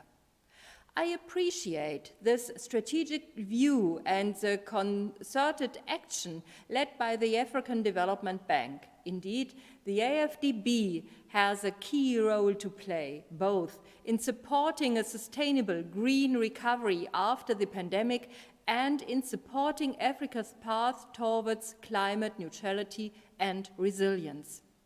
Germany contributes to adaptation and resilience in Africa. In total, German financial contributions for adaptation to climate change in Africa amounted to over 540 million euros in 2019 alone. These measures include more readily available risk finance and insurance solutions, such as those available under the African Risk Capacity. The ARC is an outstanding example of the successful implementation of the Insure Resilience Global Partnership's goals.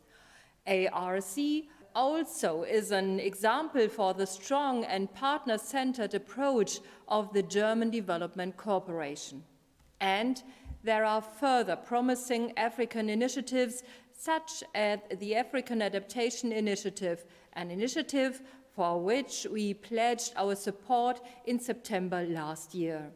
It is in this context that we welcome the ongoing work on the African Adaptation Acceleration Programme as a means to further increase the momentum and impact of the adaptation action in Africa. Last not least, I'm sure that this strength in leadership and African cooperation is pointing to a promising African COP27, which will lead the way to a more resilient and a greener continent. We stand ready to support you in this endeavor. Thank you very much. Well, thank you so much, Parliamentary State Secretary Maria Flasfeld, on behalf of Germany. Your support to the Africa Adaptation Initiative, which we as Global Center on Adaptation, which we lead, is absolutely vital. Also, your strong commitment to help deliver on the Africa Adaptation Acceleration Program between the African Development Bank and the Global Center on Adaptation in support of AAI is absolutely vital. Lastly, your reference to COP27, the Africa COP next year, because let us be clear, what we wish for is that after today's leadership dialogue, we go to the US summit. From there, we go to COP26. But at COP27, we need to have the Africa Adaptation Acceleration Program fully capitalized, indeed, in support of those African leaders who are with us here today. We're going now to a friend of Africa, and I would say that President Adesina would call her the sister of Africa. We go to Dr. Okonjo-Iweala, recently appointed as the Director General of the World Trade Organization. Dr. Okonjo, what's your message to your continent? Excellencies, it's an honor to participate in the Leaders' Dialogue on Africa, COVID-19 and the climate emergency. I'm sorry I cannot join you in person. Africa made great progress in the last 2 decades with good reform programs and a relatively strong showing in terms of economic growth, along with landmark agreements such as the African Continental Free Trade Area. Yet, climate change and the current COVID-19 pandemic pose serious challenges that threaten to set the continent back. Parts of the continent are already warming much more quickly than the average, and droughts are becoming more frequent. Farmers and fishermen are hurting. We are seeing people pushed back into poverty. Yet, Africa remains a continent with immense opportunities if we act now to contain the pandemic, deal with the serious debt burdens, and work on plans and tools to tackle climate change. To defeat the pandemic, we must reverse the present global inequity in vaccine access. The greatest road to economic recovery and the best fiscal stimulus is access to vaccines. At the WTO, we are working hard to ensure unfettered supply chains, scale up of vaccine manufacturing on the continent with transfer of technology and know-how. We are also working to ensure that trade within and outside Africa plays its part in the economic recovery. We shall support the implementation of the African Continental Free Trade Area, whose rules are modeled on that of the WTO. We shall also support African entrepreneurs and their micro, medium, and small enterprises to join regional and global value chains. With respect to climate change, Africa's carbon emissions at 3% are the least in the world. Yet, the continent suffers greatly from the vagaries of climate change, droughts, floods, pests, which all lead to displacement of our population.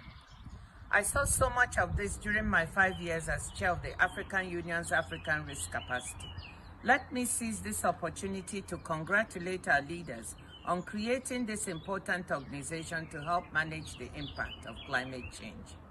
Africa is commodity and fossil fuel dependent for its exports, and this exposes the continent to the volatility of the international marketplace. As the world reduces its dependence on fossil fuels, African countries on the road to COP26 must ask for a just transition. A period of time, several decades, sufficient to move economies to more climate-friendly technologies and the ensuing job opportunities. Investment and trade in key environmental goods and services can make climate adaptation much more affordable for Africa. The challenge of climate change and COVID-19 also bring opportunities. Opportunities to invest in new technologies or to manufacture our own drugs and vaccines on the continent. Let us not miss out on these opportunities. Let's act now to ensure a better future for Africa. And as we do so, let's make sure we leave no one behind. Thank you. Well, thank you so much, Dr. Okonjo-Iweala. I think I speak on behalf of all of us here in this global gathering, how proud we are with you at the helm of the World Trade Organization, and also how reassured we are by putting trade at the center also of the climate adaptation agenda, particularly as it pertains to food security. Before we go to the next speakers, I also would like to call upon the interpreters to open up their lines in terms of interpreting. It's good to interpret. If we can't hear you, it really is a lost investment also on your side. So let's open the line, and before we do so, we go to the next leader on the continent indeed, President Embalo, President of Guinea-Bissau. You're with us already for a while on the continent. You know what it takes to move an agenda. Sir, what's your view? Qual é a sua opinião? Bom, au nom de Excellence Président, je vais mon discours. Excellence, Monsieur le Président de la République gabonaise, Excellency, programme Mr. d'accélération President of Gabon, Monsieur le Président de la République démocratique du Congo et Mr. Président President from DRC, exercice de l'Union africaine, Excellence, Madame President of the d'État, African Bank, Monsieur le Secrétaire général des Nations Unies, Mrs. the Secretary, Monsieur le Président du Centre mondial pour l'adaptation, Treasurer, Monsieur le Président du Gouvernement africain President, de développement, Madame la Directrice générale du Fonds monétaire international, the Mesdames et General Messieurs, Secretary, la Guinée-Bissau, of the IMF. depuis Ladies and en gentlemen, 1995, date since de ratification de l'action 1985, cadre des Nations Unies sur le changement climatique Guinea-Bissau, par notre pays, the régulièrement interpreter, publié sorry, but the des communications sound permanentes. quality does not La enable us to première interpret. a We lieu hardly en hear every 2010, Uh, other word, I'm afraid. le deuxième en 2011 et la troisième en 2018. Notre pays a également élaboré en 2006 un plan d'action national d'adaptation au changement climatique. Pour relève l'ambition et plus récemment, la Guinée-Bissau a mis sa contribution prévue et déterminée au niveau national en 2015 en reprenant ses engagements relatifs à l'atténuation et l'adaptation au titre de l'accord de Paris. Par ailleurs, Interpreters la are very trois sorry, but the communications sound nationales quality de la does not enable Guinée-Bissau us to a remis interpret. jour des éléments concernant la situation actuelle et les projets climatiques du pays, et même que les impacts du changement climatique et les principales volontés, les premiers rapports de mise à jour pour notre pays a été publié à l'année dernière, 2020. Dans le cadre de l'accord de Paris et dans la perspective tenue prochaine de la COP26, les parties tiennent encouragés à trouver ou à réviser les CPDN en vue de rendre l'engagement robuste, ambitieux et de se mettre en conformité avec le livre de règles de Katowice adopté lors de la COP24. Pour mener bien ce chantier, la Guinée-Bissau tient l'appui de partenaires techniques et financiers, notamment celui de la CEDEAO, du programme GCA+, Afrique de l'Ouest, de celui du NUD. En Guinée-Bissau, ce processus de vision de la CPN a démarré en 2020. Une contribution déterminée au niveau national sera présentée lors de la COP26 à Glasgow. Excellences, Mesdames, Messieurs, le plan de relance économique post-COVID-19 de l'adaptation climatique repose sur la stratégie de développement du pays. Une stratégie qui a été élaborée à partir de différents documents stratégiques sectoriels déclinés dans le cadre de la programmation triennale du développement de la Guinée-Bissau, dénominée Orachiga 2020-2023. La problématique globale du financement à laquelle s'est ajoutée la crise engendrée par la pandémie de Covid-19 et ses impacts négatifs sur notre économie font qu'aujourd'hui la Guinée-Bissau est confrontée à des choix qui représentent à la fois des défis et des opportunités.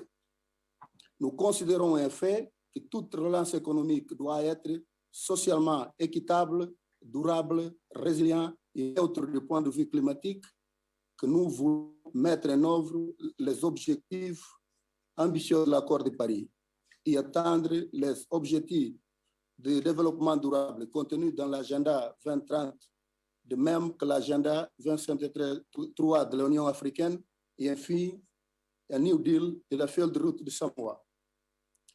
Réponse concentrée à la COVID-19 et nos efforts conjugués en vue de relance économique de nos pays respectifs après la pandémie constituent une occasion unique pour l'Afrique de représenter la transition vers une économie circulaire, plus verte et résiliente au changement climatique. Nous sommes d'avis que nos pays respectifs doivent privilégier et créer des partenariats solides et dynamiques afin d'assurer la résilience climatique, car aucun pays ni aucune institution en Afrique ne peut agir seul avec les partenariats tels que les fonds verts climat, les fonds d'adaptation et autres constituent des relais d'opportunités, renforcer et accélérer l'adaptation au changement climatique sur notre continent. Permettez-moi, en nom de son Excellence, Président Mbalo, de rappeler, pour terminer, que la jeunesse africaine avait l'esprit innovateur de l'interpartenariat constitue la force motrice pour conduire et soutenir la transition vers une économie ouverte.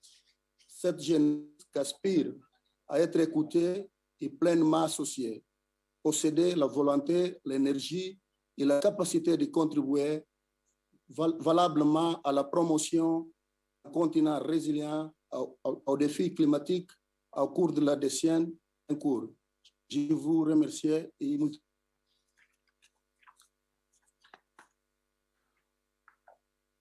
Thank you so much, Mr. President Mbala. I mean, this is extremely powerful and visionary. You would like to make additional points, please feel free so. But my takeaways from your message is we have no time to waste. We need to realize that COVID and climate together is impacting the economy, the health, the food security, and also we need to work together. We need a Green New Deal for Africa indeed. And what we put on the table, the Africa Adaptation Acceleration Program, tries to speak to that particular agenda. I'm extremely grateful, sir, for your leadership and for your strong voice on this agenda. Please count on us in supporting you moving forward. I would like to go to our next leader on the continent, in fact, also a global leader, President Ousmane of Comoros. President, are you with us, sir?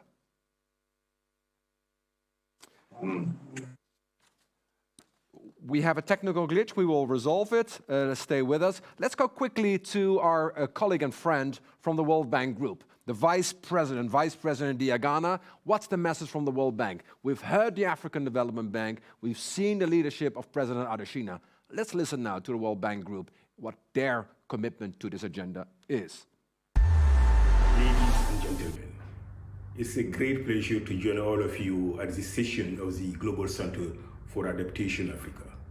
The World Bank welcomes your new initiative, the African Adaptation Acceleration Program, whose goal is to galvanize climate resilient actions to address challenges of the COVID pandemic, climate change, and the economy.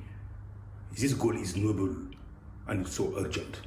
The World Bank fully agrees that bold, transformative action at scale is needed for Africa through collective action with partners and under country leadership. Indeed, nowhere will the negative effect of the 3 C's, climate, COVID, and conflict be felt more than in sub-Saharan Africa? One stark example is that climate change is expected to lead to 85 million internal climate migrants by 2050 if no concerted climate and development action is taken. To address climate change impact in sub-Saharan Africa, we, the World Bank, have defined a next generation Africa climate business plan, which was launched in September 2020. And this plan sets out a blueprint for development-centered climate action over the next 6 years, 2021-2026. The plan focuses on 5 transformative interventions in Africa boosting: 1, food security; 2, clean energy; 3, green and resilient cities; 4, environment stability; and 5, management of climate shocks. Through our portfolio, the plan will drive systemic and transformative shift, including the promotion of climate-informed macroeconomic policies. The plan will support also countries' new ambition under their nationally determined contribution by linking the bank comparative advantage of delivering policy reform with investment that support action at scale and leverage with the private sector. At the World Bank, we stand ready to deepen our partnership with our client countries, development partner, and the Global Center for Adaptation Africa to meet the urgency for climate action. Thank you for your attention. Well, thank you so much for this very strong contribution of the World Bank. I think I also speak on behalf of the African Development Bank. We at the Global Center on Adaptation, of course, are keen to the World Bank and other development partners. We all have to come together on the continent to support African nations delivering on this ambition indeed. Let's turn to an icon, a president of Zimbabwe, a president who is leading on climate adaptation, a president who is leading on the economic recovery. President Mnangagwa, how can we support you in this journey, sir? Thank you. Your Excellencies, heads of state and government, Secretary General of the United Nations, Mr. Antonio Guterres, President of the African Development Bank and the co-chair, Dr. Adesina, Chair of the Global Center for Adaptation, Mr. Ban Ki-moon.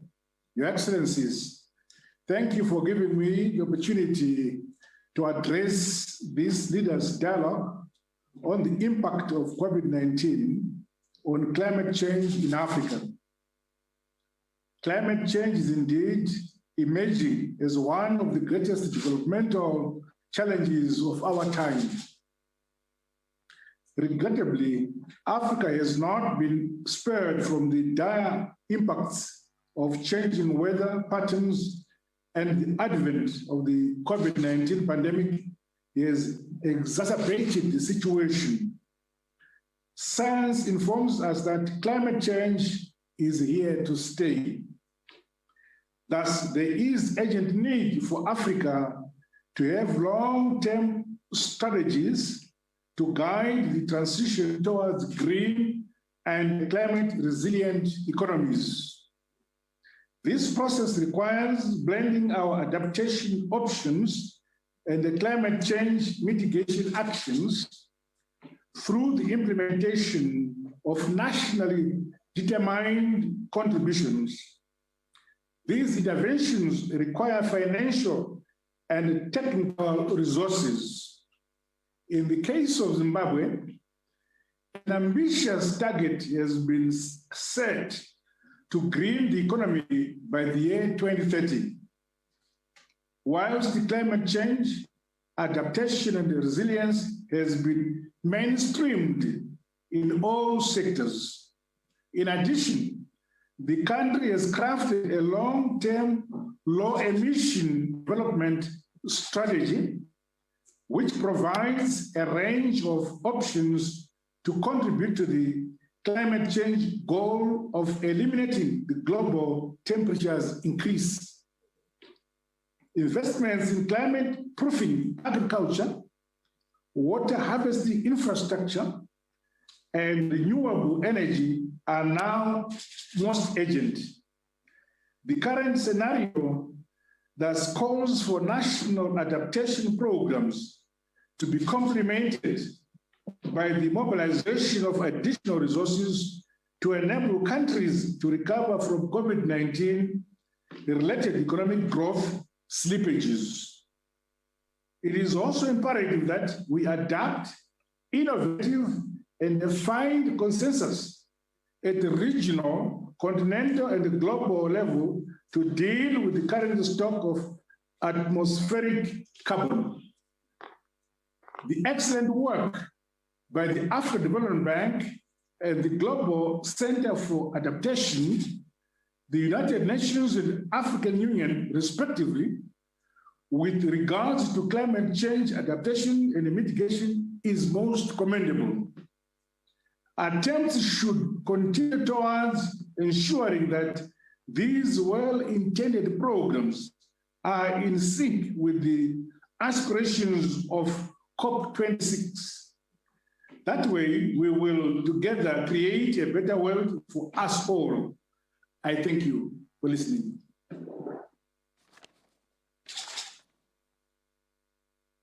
Well, thank you so much, Mr. President, also for reminding us that we need to mainstream climate considerations into all sectors. That comprehensive vision what you have certainly resonates. I think, can I just also speak on your behalf, Mr. President Adesina, maybe a quick reflection on your side? I was just going to thank my big brother from Zimbabwe, Tatenda, Mr. President, for what you said. I think the key from what I'm hearing is the importance of actually linking agriculture and energy. I think that's important that we see, if you have renewable energy in the side, in all dry places, we can actually have solar powered irrigation system that will turn the Sahel and other places into green vast areas. And we hear about the importance of climate proofing agriculture, again, the importance of drought and flood tolerant crops and for farmers. We hear very clearly the need to support the Africa risk capacity. This is something that the African Development Bank actually helped to create, supporting the African Union, and where we have the Africa Disaster Risk Financing Facility that supports countries to actually pay insurance to insure themselves against catastrophic risk events. So I think it's an urgent call to actually have donors and partners mobilize resources so that African countries that are actually more vulnerable will be able to pay and insure themselves against these catastrophic risk events. We have the platform, we need the resources for that. We have very clearly the importance of partnership, and we look forward to working with the World Bank and other multilateral development banks and other public development banks on this agenda. We had very, very clearly the importance of just transition, again, which was the point that was made by the UN Secretary General Guterres, the importance to understand that energy transition will take time, energy mix matters, and the importance of actually having financing to support African countries to make that kind of transition. And finally, is the issue of Africa's COP, and the fact that there's massive support for the African Adaptation African Acceleration Adaptation Program being critical for countries. But we should make sure we have our eyes on COP26, of course, in Glasgow, but looking to the Africa COP coming up in 2022, that will have mobilized all the resources that are needed to ensure that we actually hit the ground at that time to support fully all African countries. Well, thank you very much indeed, President Adesina. Very well said on sketching the journey ahead of us, indeed. Let us go back to the President of Comoros, President Asuman. You have your challenges in Comoros like other nations have as well, in this case, sea level rise. What is your vision, sir? How can we move forward? How can we help? What is needed? Sir, you have the floor, Mr. President. Merci de me donner la parole. Monsieur le chef d'État, Monsieur le Président. Thank you very much for giving me the floor, Mr.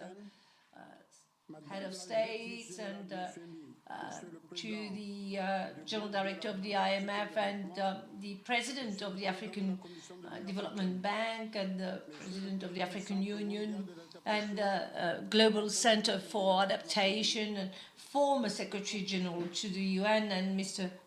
Co-Chair. First, I'd like to say thank you. Thank you for taking such an initiative and creating this exchange opportunities. Let's hope we will reap useful results. Let me congratulate all those who took the floor before me. They were so relevant and to the point, and I fully support what they've said. Therefore, I am myself going to be very short. I think COVID-19 has shown to us how much solidarity is key. And we didn't have to wait for 20 years to show such a solidarity to fight COVID. Hence, we need to implement the same solidarity when it comes to climate change. Climate change is a worldwide problem, but it is one that really strikes each and every of our country, but some of the landlocked countries even more. Some, or the island countries, be it the rise in water levels, the increased temperature, all the different changes have triggered various epidemics. In the Comoros, we have suffered from extreme climate events, such as a volcano eruption. If you remember, back in 1997, a village was destroyed, and then we had a second one in 2005 with dreadful consequences, not just for the inhabitants, but also for arable land and our agriculture. In 2009, there was this cyclone that led to many human, material and socio-economic problems on the islands. We have to adapt to climate change. Hence, we're trying to develop renewable energies, and we're very happy to have potential renewable energies, be it solar energy, water energy, or geothermal energy. But we are divided across various islands, so we're trying to build ports and harbors so as to improve both transport of people and goods.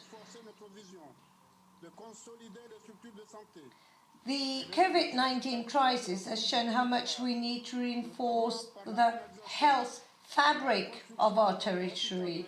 We have had to build additional hospitals, and we have also had to set up a warning health system.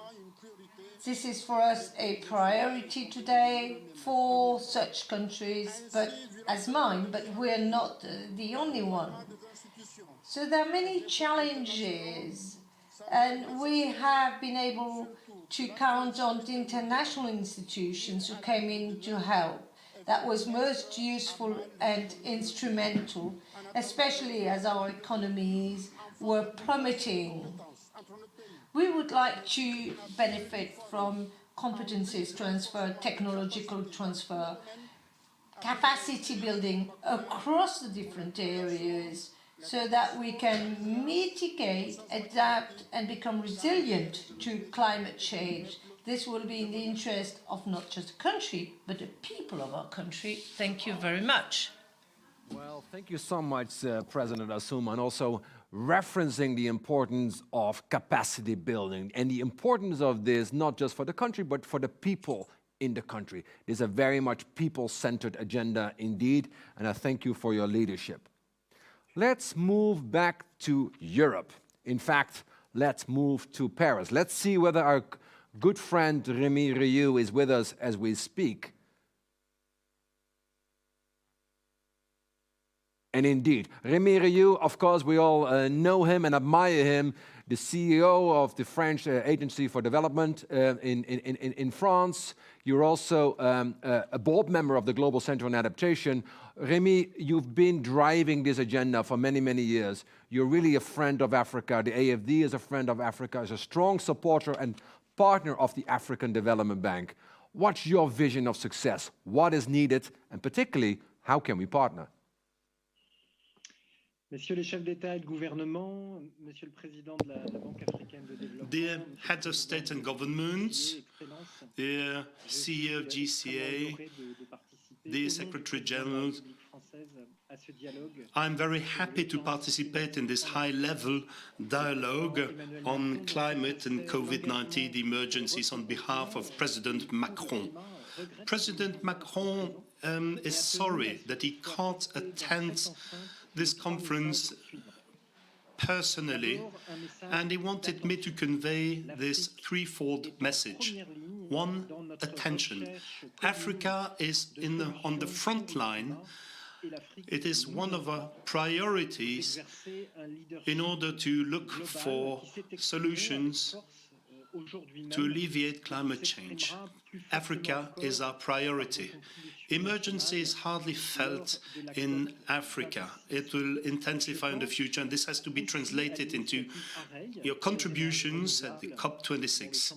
And I'm also thinking of the various initiatives on renewable energies, the Great Green Wall that was, for instance, launched in January, Desert to Power, another important initiative that is promoted by President Adesina, which will turn your region into the biggest solar energy producer in the world. 250 million people in the region will benefit from that. Second part of my message, ambition.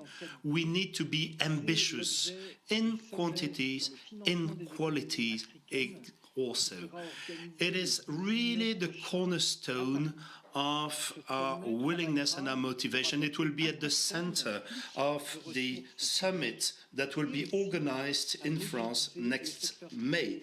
We'll need to mobilize the private sector and the public sector, but the African private sector also, and to engage it into this effort. We will promote the challenges of sustainability, notably the adaptation of African economies. And thirdly, cooperation.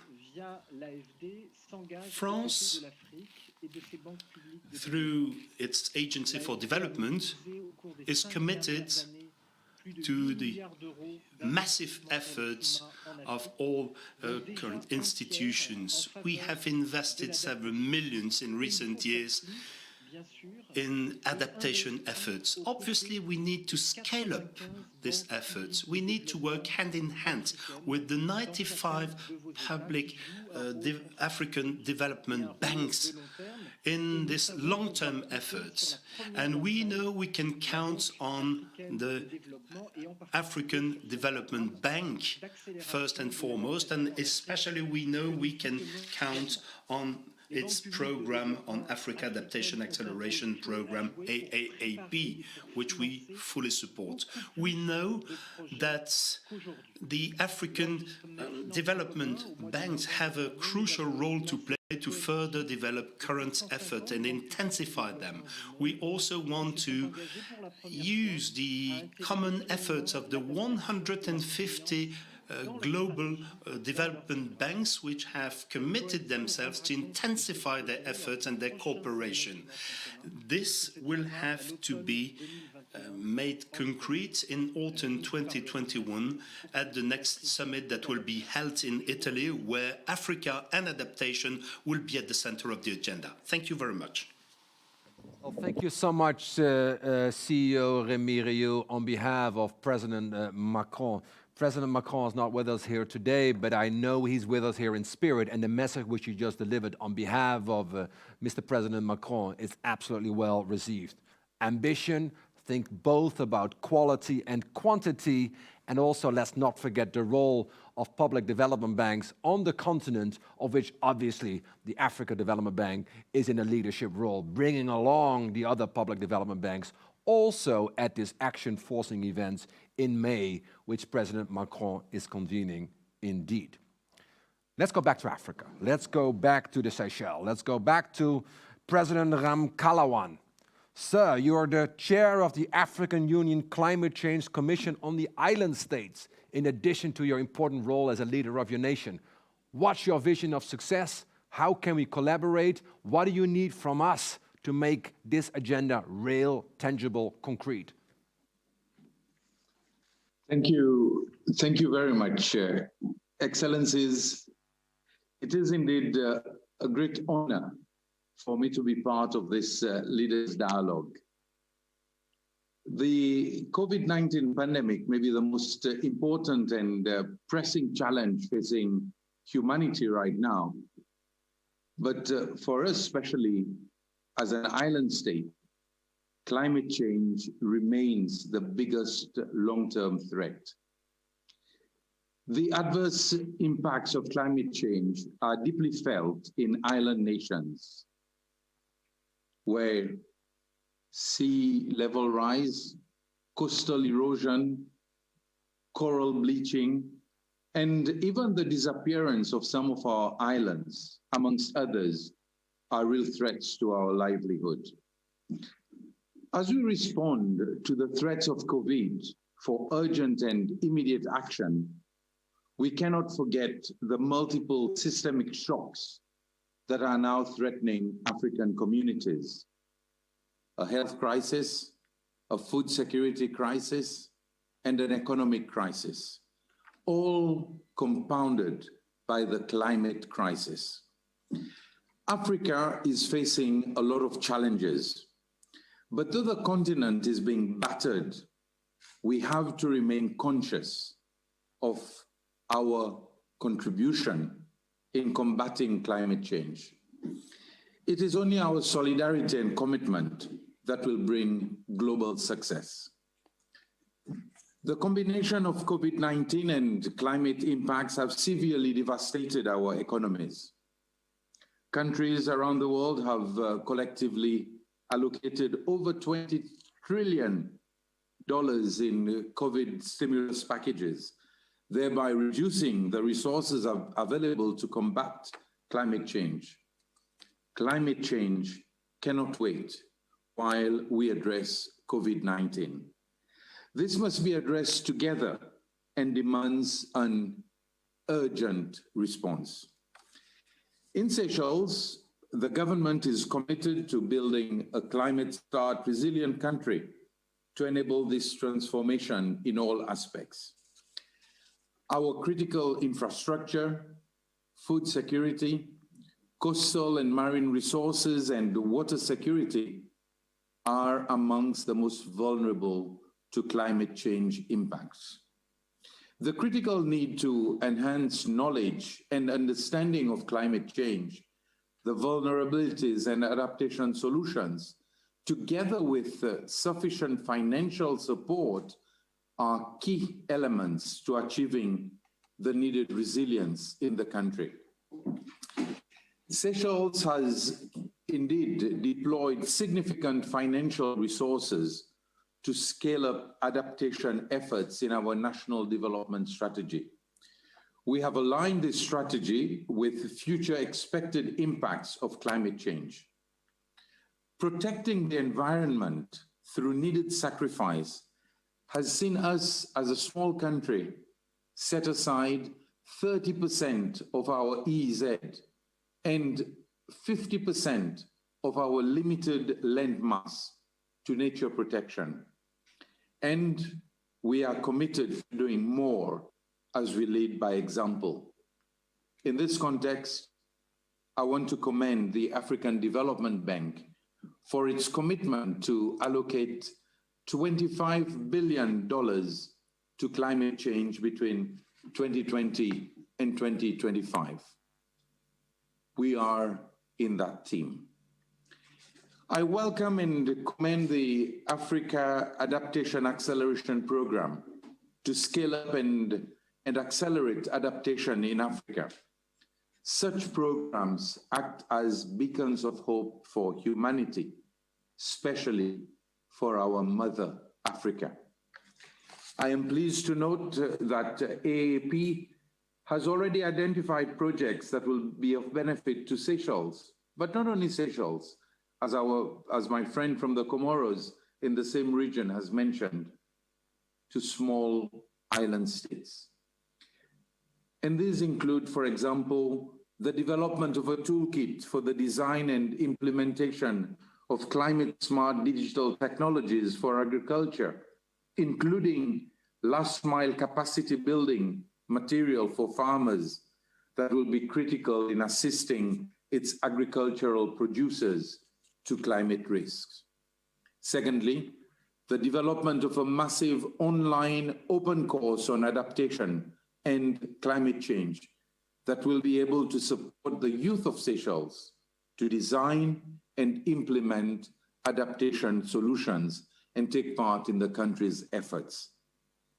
I call on development partners to urgently allocate more resources to adaptation in Africa in general and to the AAP. The COVID-19 stimulus packages should not deprive African countries of the resources needed for climate change.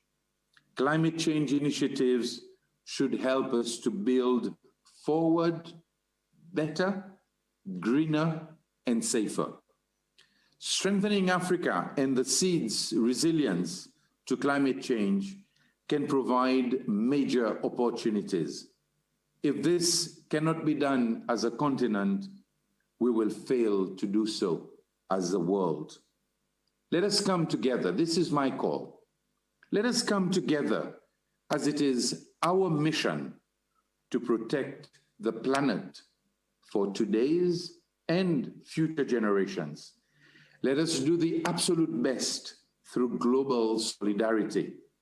It is no longer about me, myself, and I, but it is about us as a global community. Thank you very much. Well, thank you so much, President Ramkalawan, for being an inspiration for all of us, not only in this meeting, not only on the continent, for the globe as a whole. You mentioned, sir, that the African Adaptation Acceleration Program is a beacon of hope.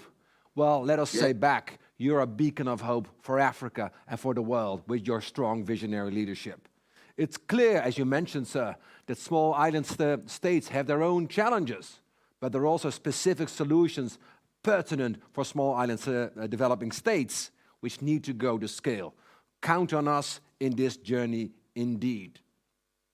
Let's go to the next leader, bold leader on the African continent, President Kabore, President of Burkina Faso. Sir, what's your vision? What is needed?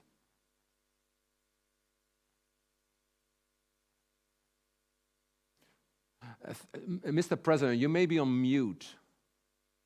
We cannot hear you. Now? Yeah, much better. Excellent.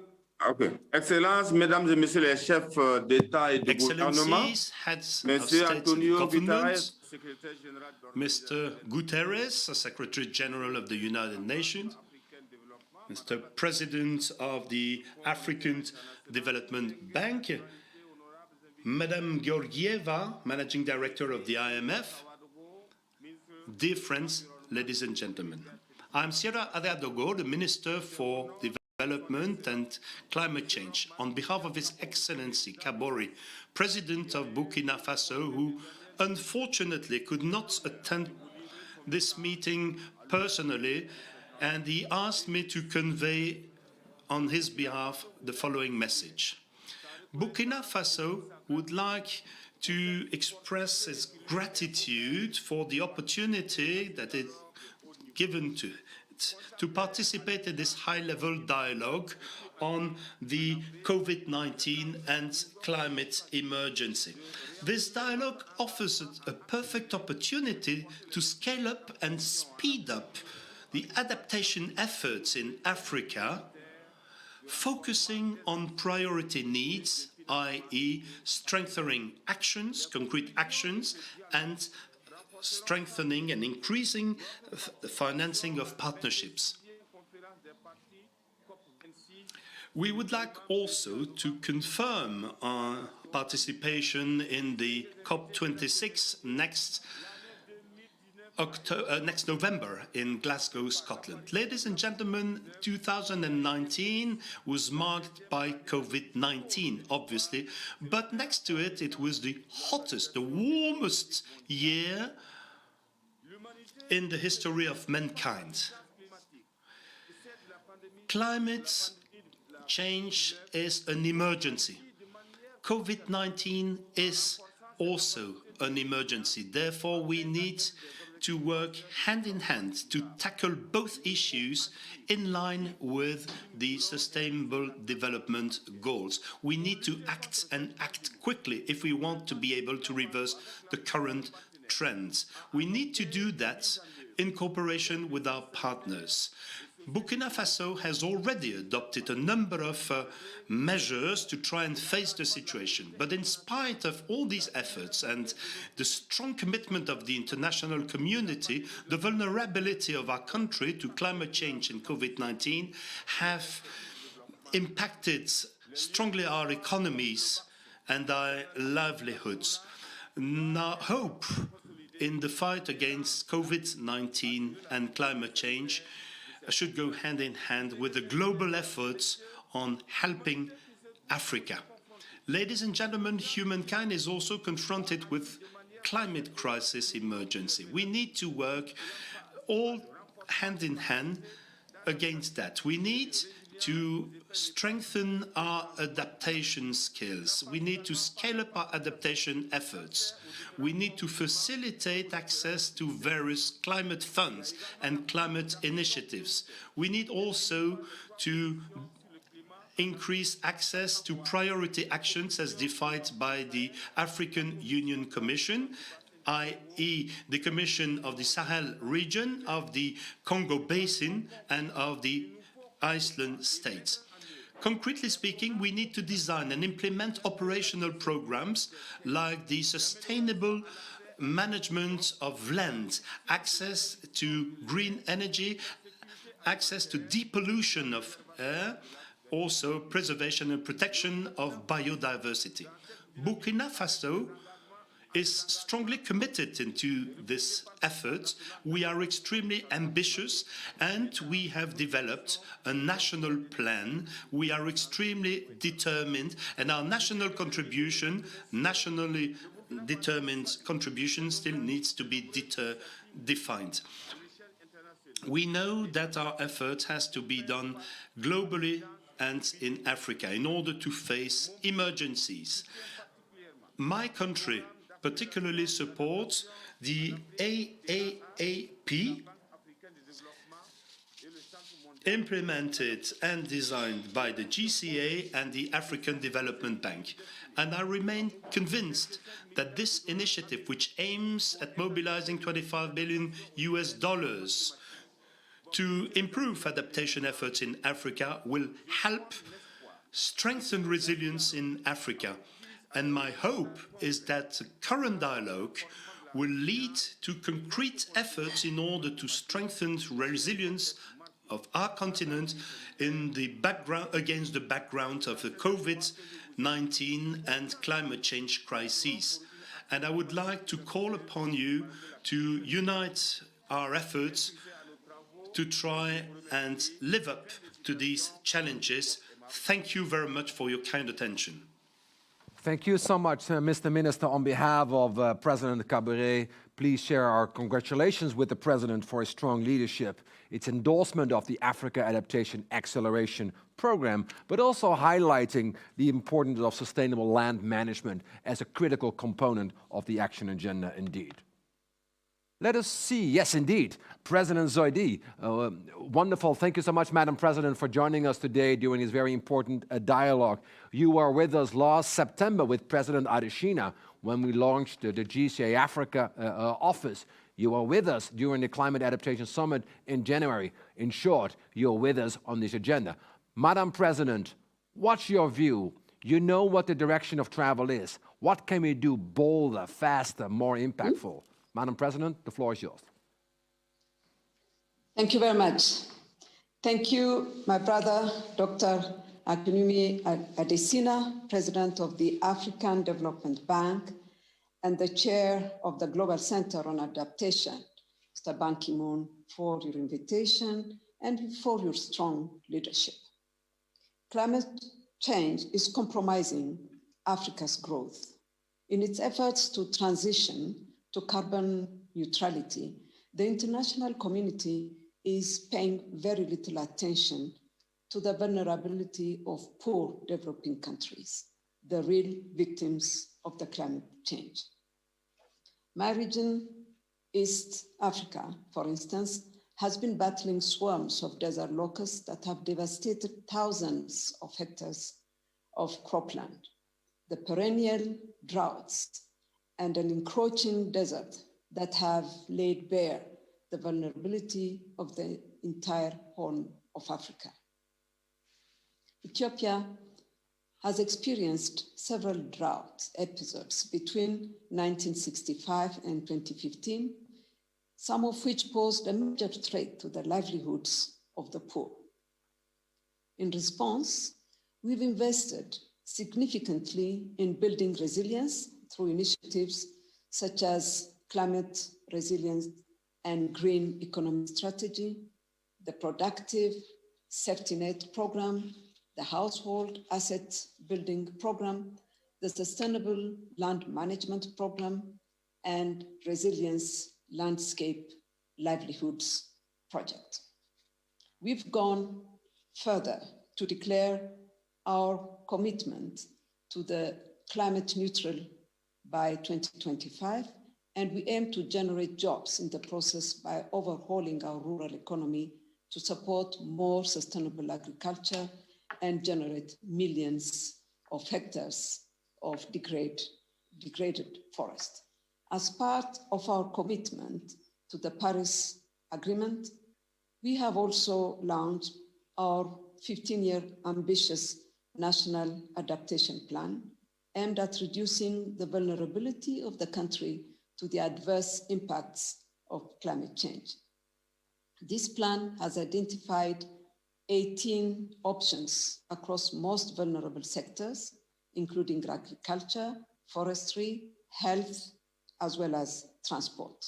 We are finalizing the process of updating its nationally determined contribution, as well as the preparation for the 2050 long-term low-carbon development strategy, despite the challenges posed by COVID-19.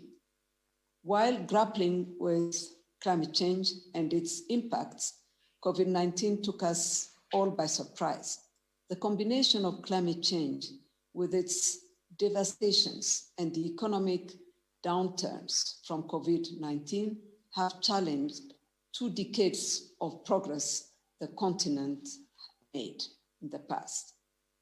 I commend the solidarity that the global community has shown in tackling the COVID-19 pandemic, investing over 30 trillion thus far in COVID-19 stimulus packages.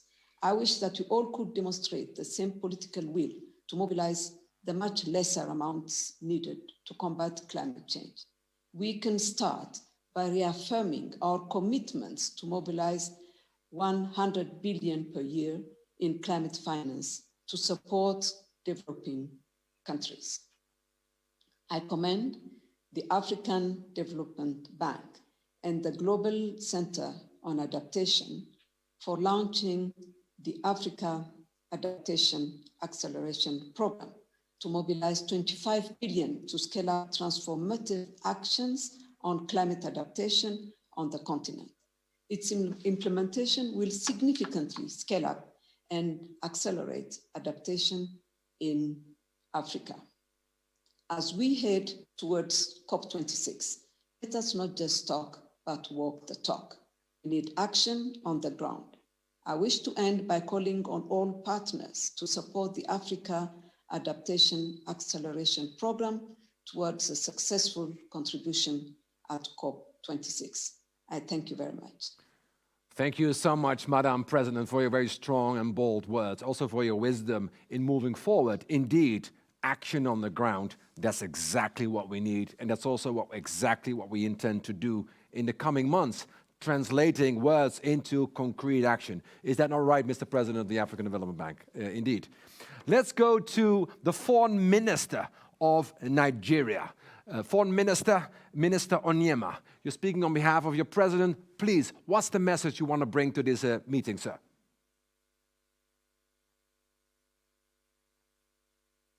You might be muted, sir. Okay. Okay, can you hear me now? Very well indeed. Sir, we know you're a bold leader, so give us your message.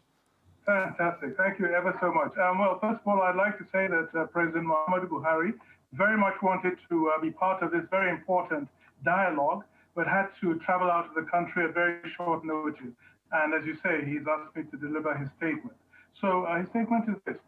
Excellencies, heads of state and government, President, African Development Bank, our own Dr. Akufu Adesina, the chair of the board, Global Center for Adaptation, Ban Ki-moon, CEO, Global Center for Adaptation, ladies and gentlemen.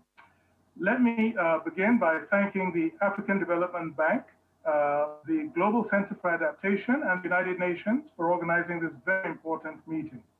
The theme of this meeting, Leaders' Dialogue on the Africa COVID Climate Emergency, is extremely apt at this time, taking into account the devastating combined effects of the COVID-19 pandemic and the climate change on our continent. Nigeria is very pleased to note the initiatives advanced by the African Development Bank and the Global Center for Adaptation. These strategies ensure that Africa's recovery from the combined effects of COVID-19 and climate change are holistic, resilient, harmonious, and reflective of the peculiarities and priorities of our continent.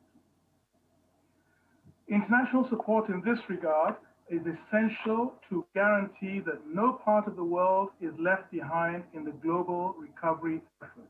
We're therefore delighted to be part of this frank and constructive dialogue on cooperation amongst African leaders. Excellencies, our gathering today is a testimony to our collective commitment to move the African continent out of the doldrums of COVID-19 and climate change and set her on the path of total recovery. We recall that before the pandemic, the world had been reeling under the devastating effects of climate change. Some of these effects include global warming, floods, droughts, storms, rising sea levels, and melting glaciers that directly harm animals and destroy natural habitats, while also wreaking havoc on people's lives and livelihoods. In addition, climate change has contributed to rising insurgency and armed conflict on the continent, with resultant displacement of persons and livelihoods. The situation of the Lake Chad Basin is an example of the risks and effects associated with climate change. So Nigeria welcomes wholeheartedly the launch of the Africa Adaptation Acceleration Program as an initiative to address regional adaptation gaps and support the transition of countries to low-carbon development pathways. Being one of the most vulnerable nations, Nigeria will not hesitate to leverage on this program to forestall the exacerbating impact of climate change. Your Excellencies, nowhere are the adverse impacts of climate change felt more than in Africa, where millions of smallholder farmers rely upon their land for their lives and livelihoods. Multiple systemic shocks are now threatening African communities at the same time. We have a health crisis, a food crisis, security crisis, an economic crisis, and all these compounded by the climate crisis. The combination of COVID-19 and climate impacts have severely devastated our economies.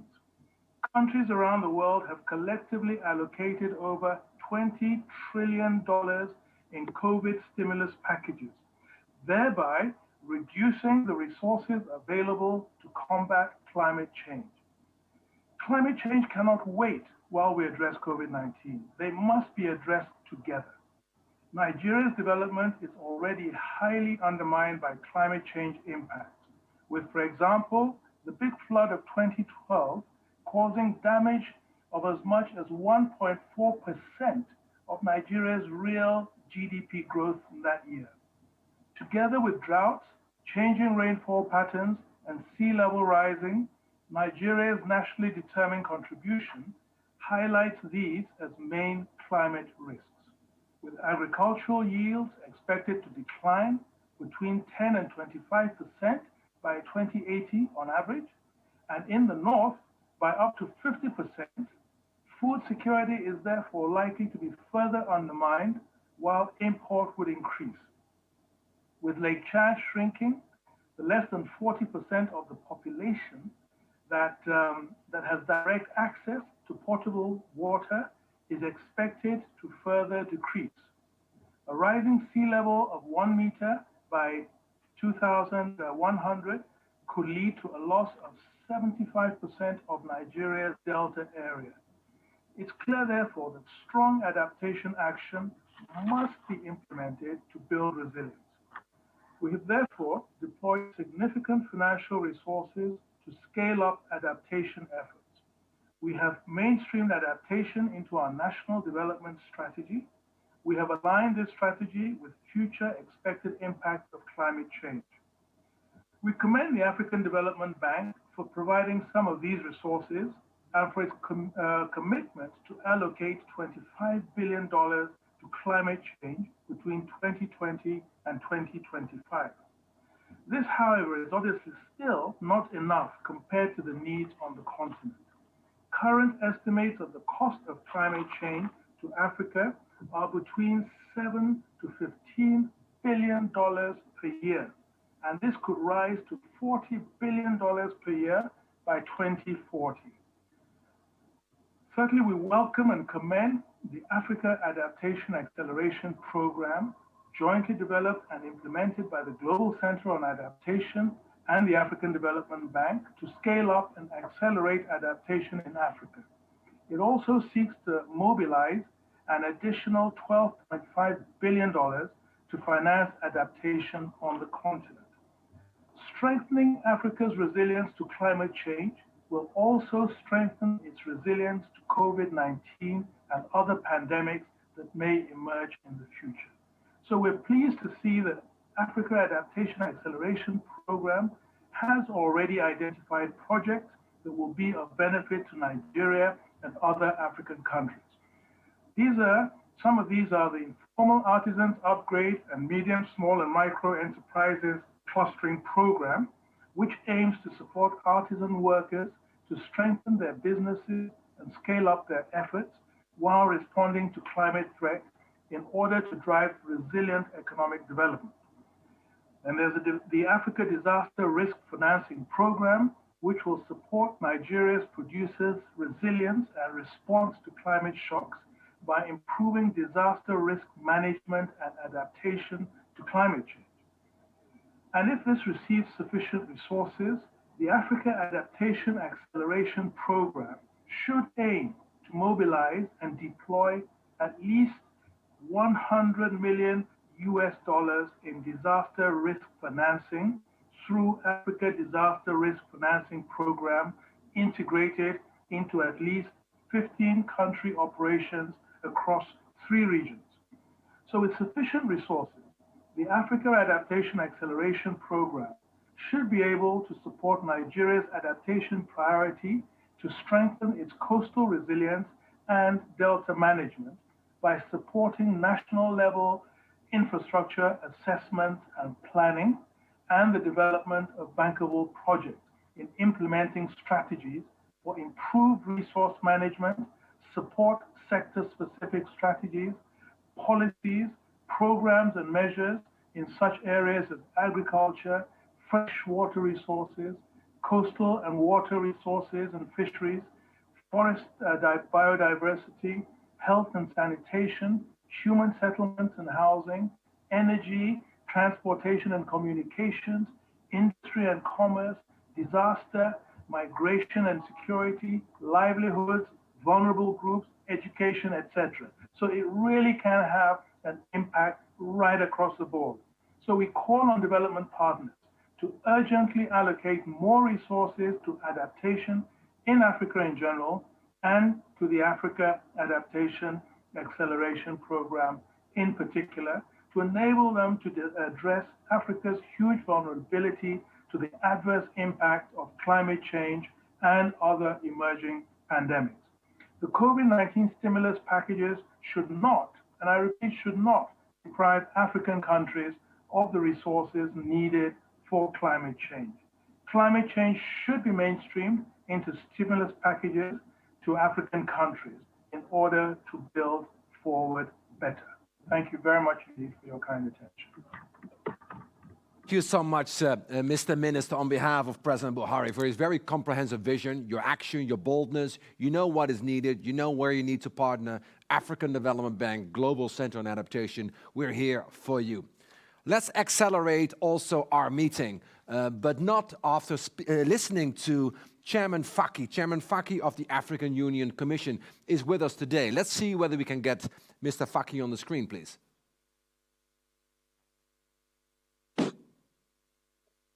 Excellences, Mesdames et Messieurs, distingués participants. Excellencies, dear guests, dear participants, I would first like to thank the organizers of this dialogue. This is a follow-up to the summit we had back in January, the Climate Action Summit. This is when we addressed the changes that were required by the continent to adapt. It is true that the climate change has a consequence throughout the continent. It is a threat to what we have been able to reap so far, and it could also be a threat on future agendas. It affects agriculture, livelihoods, infrastructures, energies, ecosystems, cattle, and so on. This is something that has also been at the root of the violent clashes, instability, and migration of the population. This is even more complex because we have the socio-economic consequences of COVID-19. All this has made risk management even worse. Floodings, droughts have led to a massive migration of population, and hence have also helped spray the pandemic. Many African countries have found themselves under severe budgetary restrictions, and this has led to having to make choices to the various funding between the different axes. There are many new challenges under the Paris Agreement. There is an additional pressure. Also, on the continent, there is a loss in income because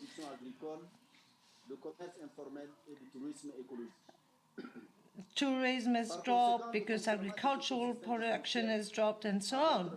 So we have been deprived of the basic livelihoods, and we are under constant threat of losing them. Hence, an action plan has been set up so as to rekindle the economy. This program, or this action plan, will be launched later in the month. 5 areas will be covered: climate, energy, solution on biodiversity and nature, resilient agriculture, and green cities that are resilient as well. This is essential. This is the only way to further develop Africa's resilience and guarantee sustainable growth. But we also want to support the current initiatives that have been taken for climate change or against climate change. We have the community resilience reinforcement or build up, and this is the case in Sahel, in disaster areas, and so on. The African Union has also launched a program to deliver weather information for better planification. This will be most useful for the individual national weather forecast, as they can link up. Adaptation is essential for Africa. This is why the heads of state have set up an initiative and has decided that this is a key objective before the 21st conference that is to be held soon on the COP21.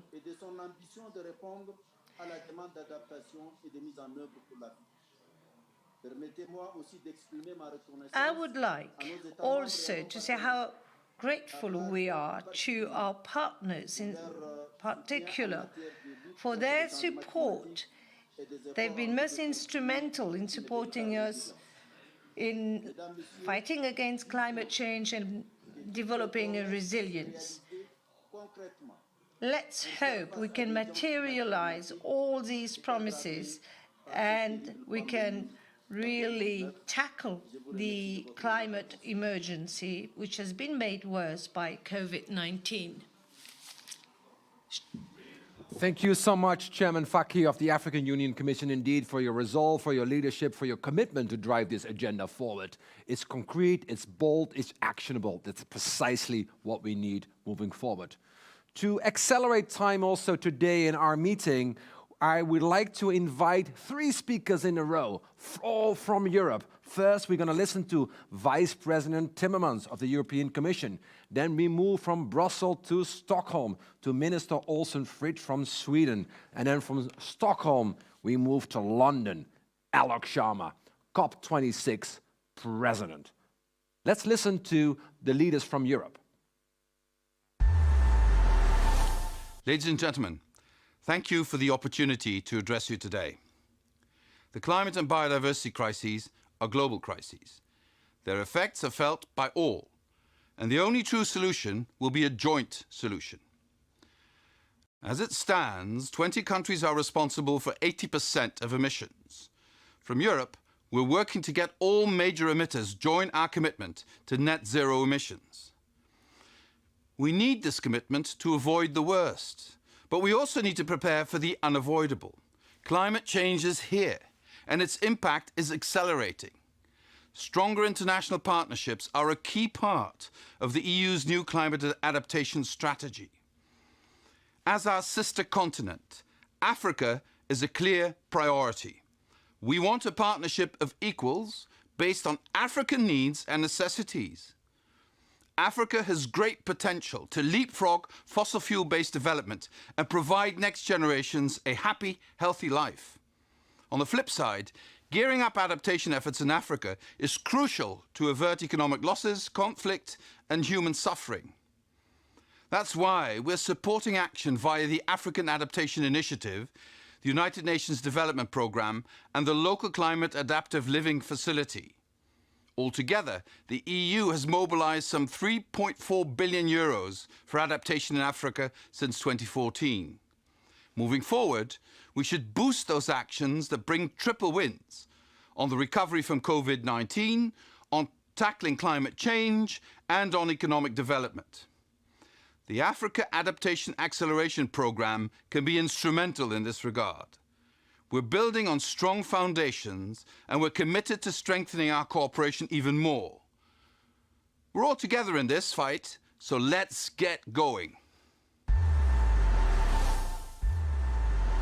Excellencies, ladies and gentlemen, climate change brings catastrophic consequences for human life, health, and security everywhere on our planet. The poorest and most vulnerable people are hardest hit when livelihood and entire ecosystems are under threat. As we face this climate crisis, we must stop with activities leading to high emissions and enable a transition from fossils to renewables and build on nature-based solutions. We must scale up investments in biodiversity and resilience, and we must better analyze climate-related security risks, such as drought, flooding and sea level rise and how it affects human security. What we need to do is summed up by 2 words: mitigation and adaptation. And we need progress on both. We need ambitious national plans and hold each other accountable for how we live up to the Paris Treaty and the Sustainable Development Goals. And in this context, commitments for support to adaptation in Africa is critical. There is a momentum. As we recover from the COVID-19 pandemic, we need to mobilize to build back better and greener, and it requires both political and financial determination and imagination. So what does this mean for development? Well, first, we need to formulate clear, transparent, and climate-smart regulations that foster transformative change and a green recovery. We need to scale up solutions and maximize impact. Second, while important, climate financing alone is not enough. All investments need to be climate and environmentally sustainable. Climate and environment needs to be incorporated in national budgets and planning tools. Incorporating climate, environment, and biodiversity will also lead to better economic sustainability. The economic benefits of mitigating and adapting far outweigh the costs. Third, we need to work with private industry and the energy sector to ensure they are fossil-free and reduce their greenhouse gas emissions, while at the same time mobilizing private sector financing for climate action. Last year, Sweden doubled its support for the Green Climate Fund with an $850 million contribution, out of which half is for adaptation. And more donors need to join. Here, Sweden welcomes the important step made by the African Development Bank to focus equally on adaptation and mitigation. Finally, don't underestimate the power of the people. We see a growing number of people taking the streets, asking us, policymakers and politicians, to take action. Climate change is the biggest threat we face, so let's take their demands seriously. We will be judged for our actions, not our promises. Thank you. Good afternoon. I'm delighted to be speaking to you today on the critical issue of how we prioritize adaptation as we fight climate change. On my recent visits from Kenya to Gabon, from Egypt to Nigeria, I have been struck by the enormous challenges African nations face from the twin threats of COVID and climate. And yet there are fantastic initiatives across the continent to enable communities to adapt in the face of climate change. The international community must support this work. It must make finance available and give every country the chance to place adaptation at the heart of their COVID response. This is central to the UK COP26 presidency. Adaptation and finance are 2 of our top priorities. So I'm very pleased that the UK government is supporting the African Union Green Recovery Action Plan, which I discussed with African Union colleagues in Ethiopia recently. And the UK is also supporting the Life AR initiative to help to get finance to the local level. And it is fantastic to see the African Development Bank's leadership with its own African Adaptation Acceleration Programme, and of course its commitment to spend 50% of climate finance on adaptation. And yet, in this critical year for climate action, I urge the bank to go further, to set a date by which all its operations will be fully aligned with the Paris Agreement, and to work with countries to develop green, inclusive and resilient COVID recovery programs. To spur progress on both finance and adaptation, last week the UK COP26 presidency held a climate and development ministerial meeting. Developed countries and MDBs committed to action ahead of COP26 on issues like debt, on access to finance and response to climate impacts. And at this event, the UK and Fiji agreed to initiate an Aligning Finance and Ambition task force. I'm absolutely focused on delivering on the results of that meeting to ensure a green, resilient COVID recovery can be truly global. And I'm committed to getting discussions going ahead of the negotiations in Glasgow so we arrive armed with shared solutions. And we've got events planned on finance, on the global goal on adaptation, and on the Santiago Network for Loss and Damage, which we aim to operationalize by COP26. I hope that the leaders listening today, and indeed your teams, will participate in these meetings to give the negotiations the best chance of success. And I urge you to join the Adaptation Action Coalition, which the UK co-chairs with Egypt. The aim is to scale up action on adaptation around the world, particularly in water, healthcare and infrastructure. Together, we can build real momentum around adaptation and finance in the run-up to COP26, supporting those clean, resilient recoveries and creating a lasting legacy on which the African presidency of COP27 can be built. Thank you. Well, what a strong message from Europe indeed, to partner with Africa and to drive from here to COP26. We have now with us as a last speaker, but certainly not as the least important one, is a critical friend of Africa, a critical partner to the African Development Bank and a critical partner to the Global Center on Adaptation. Patricia Espinosa, Executive Secretary of the UNFCCC. So Patricia, thank you for joining us today.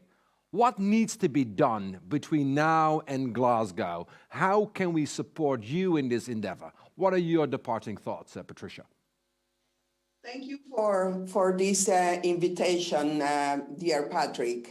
Excellencies, esteemed colleagues, there is no doubt that 2021 is a pivotal year for the climate, and perhaps it is the most important since the adoption of the Paris Agreement. That is why, from a UN climate change perspective, it has been most gratifying to listen to today's dialogue. I have been inspired, I have been encouraged by the strong messages from this extraordinary group of leaders, by the clarity with which they see the steps that need to happen in order to go forward in our process. I have been encouraged, and I think we all should be encouraged, by the Secretary General's determination to make COP26 a success and to really get the message out that the transformation needed is already on its way. We all know that climate adaptation and resilience are a vital component on our path to a successful COP26 at the end of this year. We can take some encouragement that at least 125 out of 154 developing today have underlined will also be foundational discussions and decisions in the lead up to Glasgow. To that end, it remains absolutely critical for parties to fulfill their pre-2020 commitments by submitting stronger NDCs. And of course, the pledge by the developed nations to mobilize 100 billion annually by 2020 to support the efforts of developing countries is paramount and cannot be ignored. I would like to underline that this has to be recognized as an investment in the future for all, not as something that we will be giving to others. It is in our self-interest. These were the promises made, and these are the promises that must be kept. COP26 needs to deliver a clear signal on the availability of finance as the key to unlock ambition and to enable the urgently needed adaptation action on the ground. We need to deliver on several fronts: closing the gap between adaptation and mitigation financing, increasing support to adaptation actions, including for the most vulnerable, as committed under the Convention and the Paris Agreement, and specifically increasing support to adaptation financing, for example, through the work of the Adaptation Fund, which is a proven enabler of concrete adaptation projects that can be replicated by other funds. We must also wrap up outstanding negotiations and fully implement the Paris Agreement, including finalizing rules under Article 6 regarding emissions and the use of international carbon markets, as well as the rules governing transparency. It is only by unleashing potential that we will address the climate change and at the same time help the world build forward from COVID-19. It is also critical that all voices be heard and no solution is left behind. The only way to accomplish this is through inclusive multilateralism. In this regard, the Africa Adaptation Acceleration Program is an incredibly positive step forward. And I congratulate the ADB and the Global Center for Adaptation, Africa, in making its development a reality. We can and we must build forward to achieve a transformational change in global climate policy and action. Today's deliberations show we are on the right track to reach our collective goals for a greener and more prosperous world. But we must translate all these commitments, all these ideas that we have heard today into specific outcomes, specific deliverables at COP26. So I'm very, very happy today, very much encouraged by what we have heard.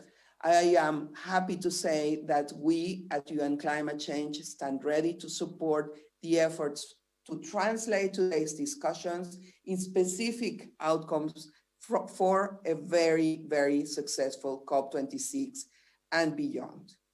Over to you, Patrick. Well, thank you so much, dearest Patricia, for your strong words, but also your continued leadership on this agenda. Indeed, Africa needs to be at the forefront in Glasgow. We stand ready to work with you, with the United Kingdom, and with Antonio Guterres, Secretary General of the United Nations, in the coming months to put this on the agenda indeed. Thank you again, Patricia. I wish you well. I would like now to turn for the last word to not only my friend, but actually also my mentor and my big brother, President Adesina. We have had an extraordinary conversation in the last few hours. I think it's fair to say that it's even exceeded our expectations. Any departing views from you, Mr. President? What's your takeaway? Well, thank you very much, my brother Patrick, and thank you for a wonderful job that you have done in moderating it so well. I think it's very humbling to have all the heads of the states here, all the global leaders here on this agenda that's actually so crucial. And what are some of the takeaways from us is that it's clear that we have massive support for the African Adaptation Acceleration Program. It's key for Africa's adaptation. And of course, it's very clear there's also a very strong link and alliance and partnership between these African Adaptation Acceleration Program and the African Adaptation Initiative of the African Union. So the partnership is very, very strong. We have incredible support, Patrick, from our heads of state and leaders. You had their every single voice throughout this conversation. And it is very clear we also have comprehensive support from across the world, from global leaders for this initiative, and of course, for Africa. We can see that when former Secretary General Ban Ki-moon started, he talked about the need to have step change in adaptation, a step change in finance, step change in partnership. We saw step changes in these conversations on those areas that the co-chair actually talked about. And so we could see the need for us to have action, the need for partnership, the need to work at scale, absolutely critical, and of course, the need for us to achieve clear impact on the ground.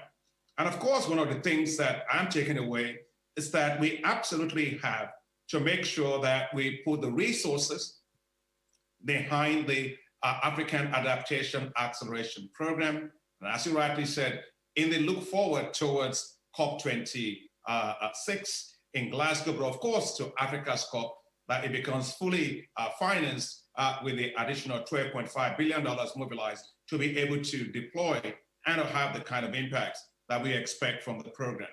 Let me close by simply stating what the UN Secretary General Guterres said.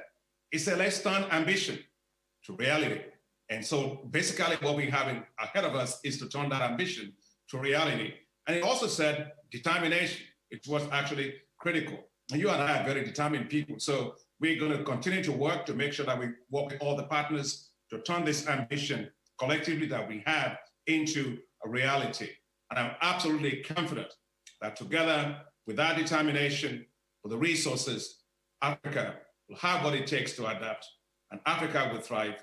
And as Africa thrives, the rest of the world will also thrive. Well, thank you so much, Mr. President, for these very inspiring words and concluding on this event. We just learned also adaptation, action, as we speak. We've managed to try to get connection with Rwanda and Zambia because we would like to get them in. I'm looking to the producer, can we bring them in? The final thoughts from Rwanda, from the minister.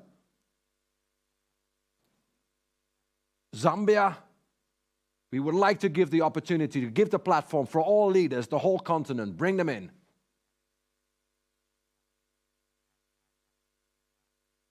Zambia's coming in very quickly. But we can speak now.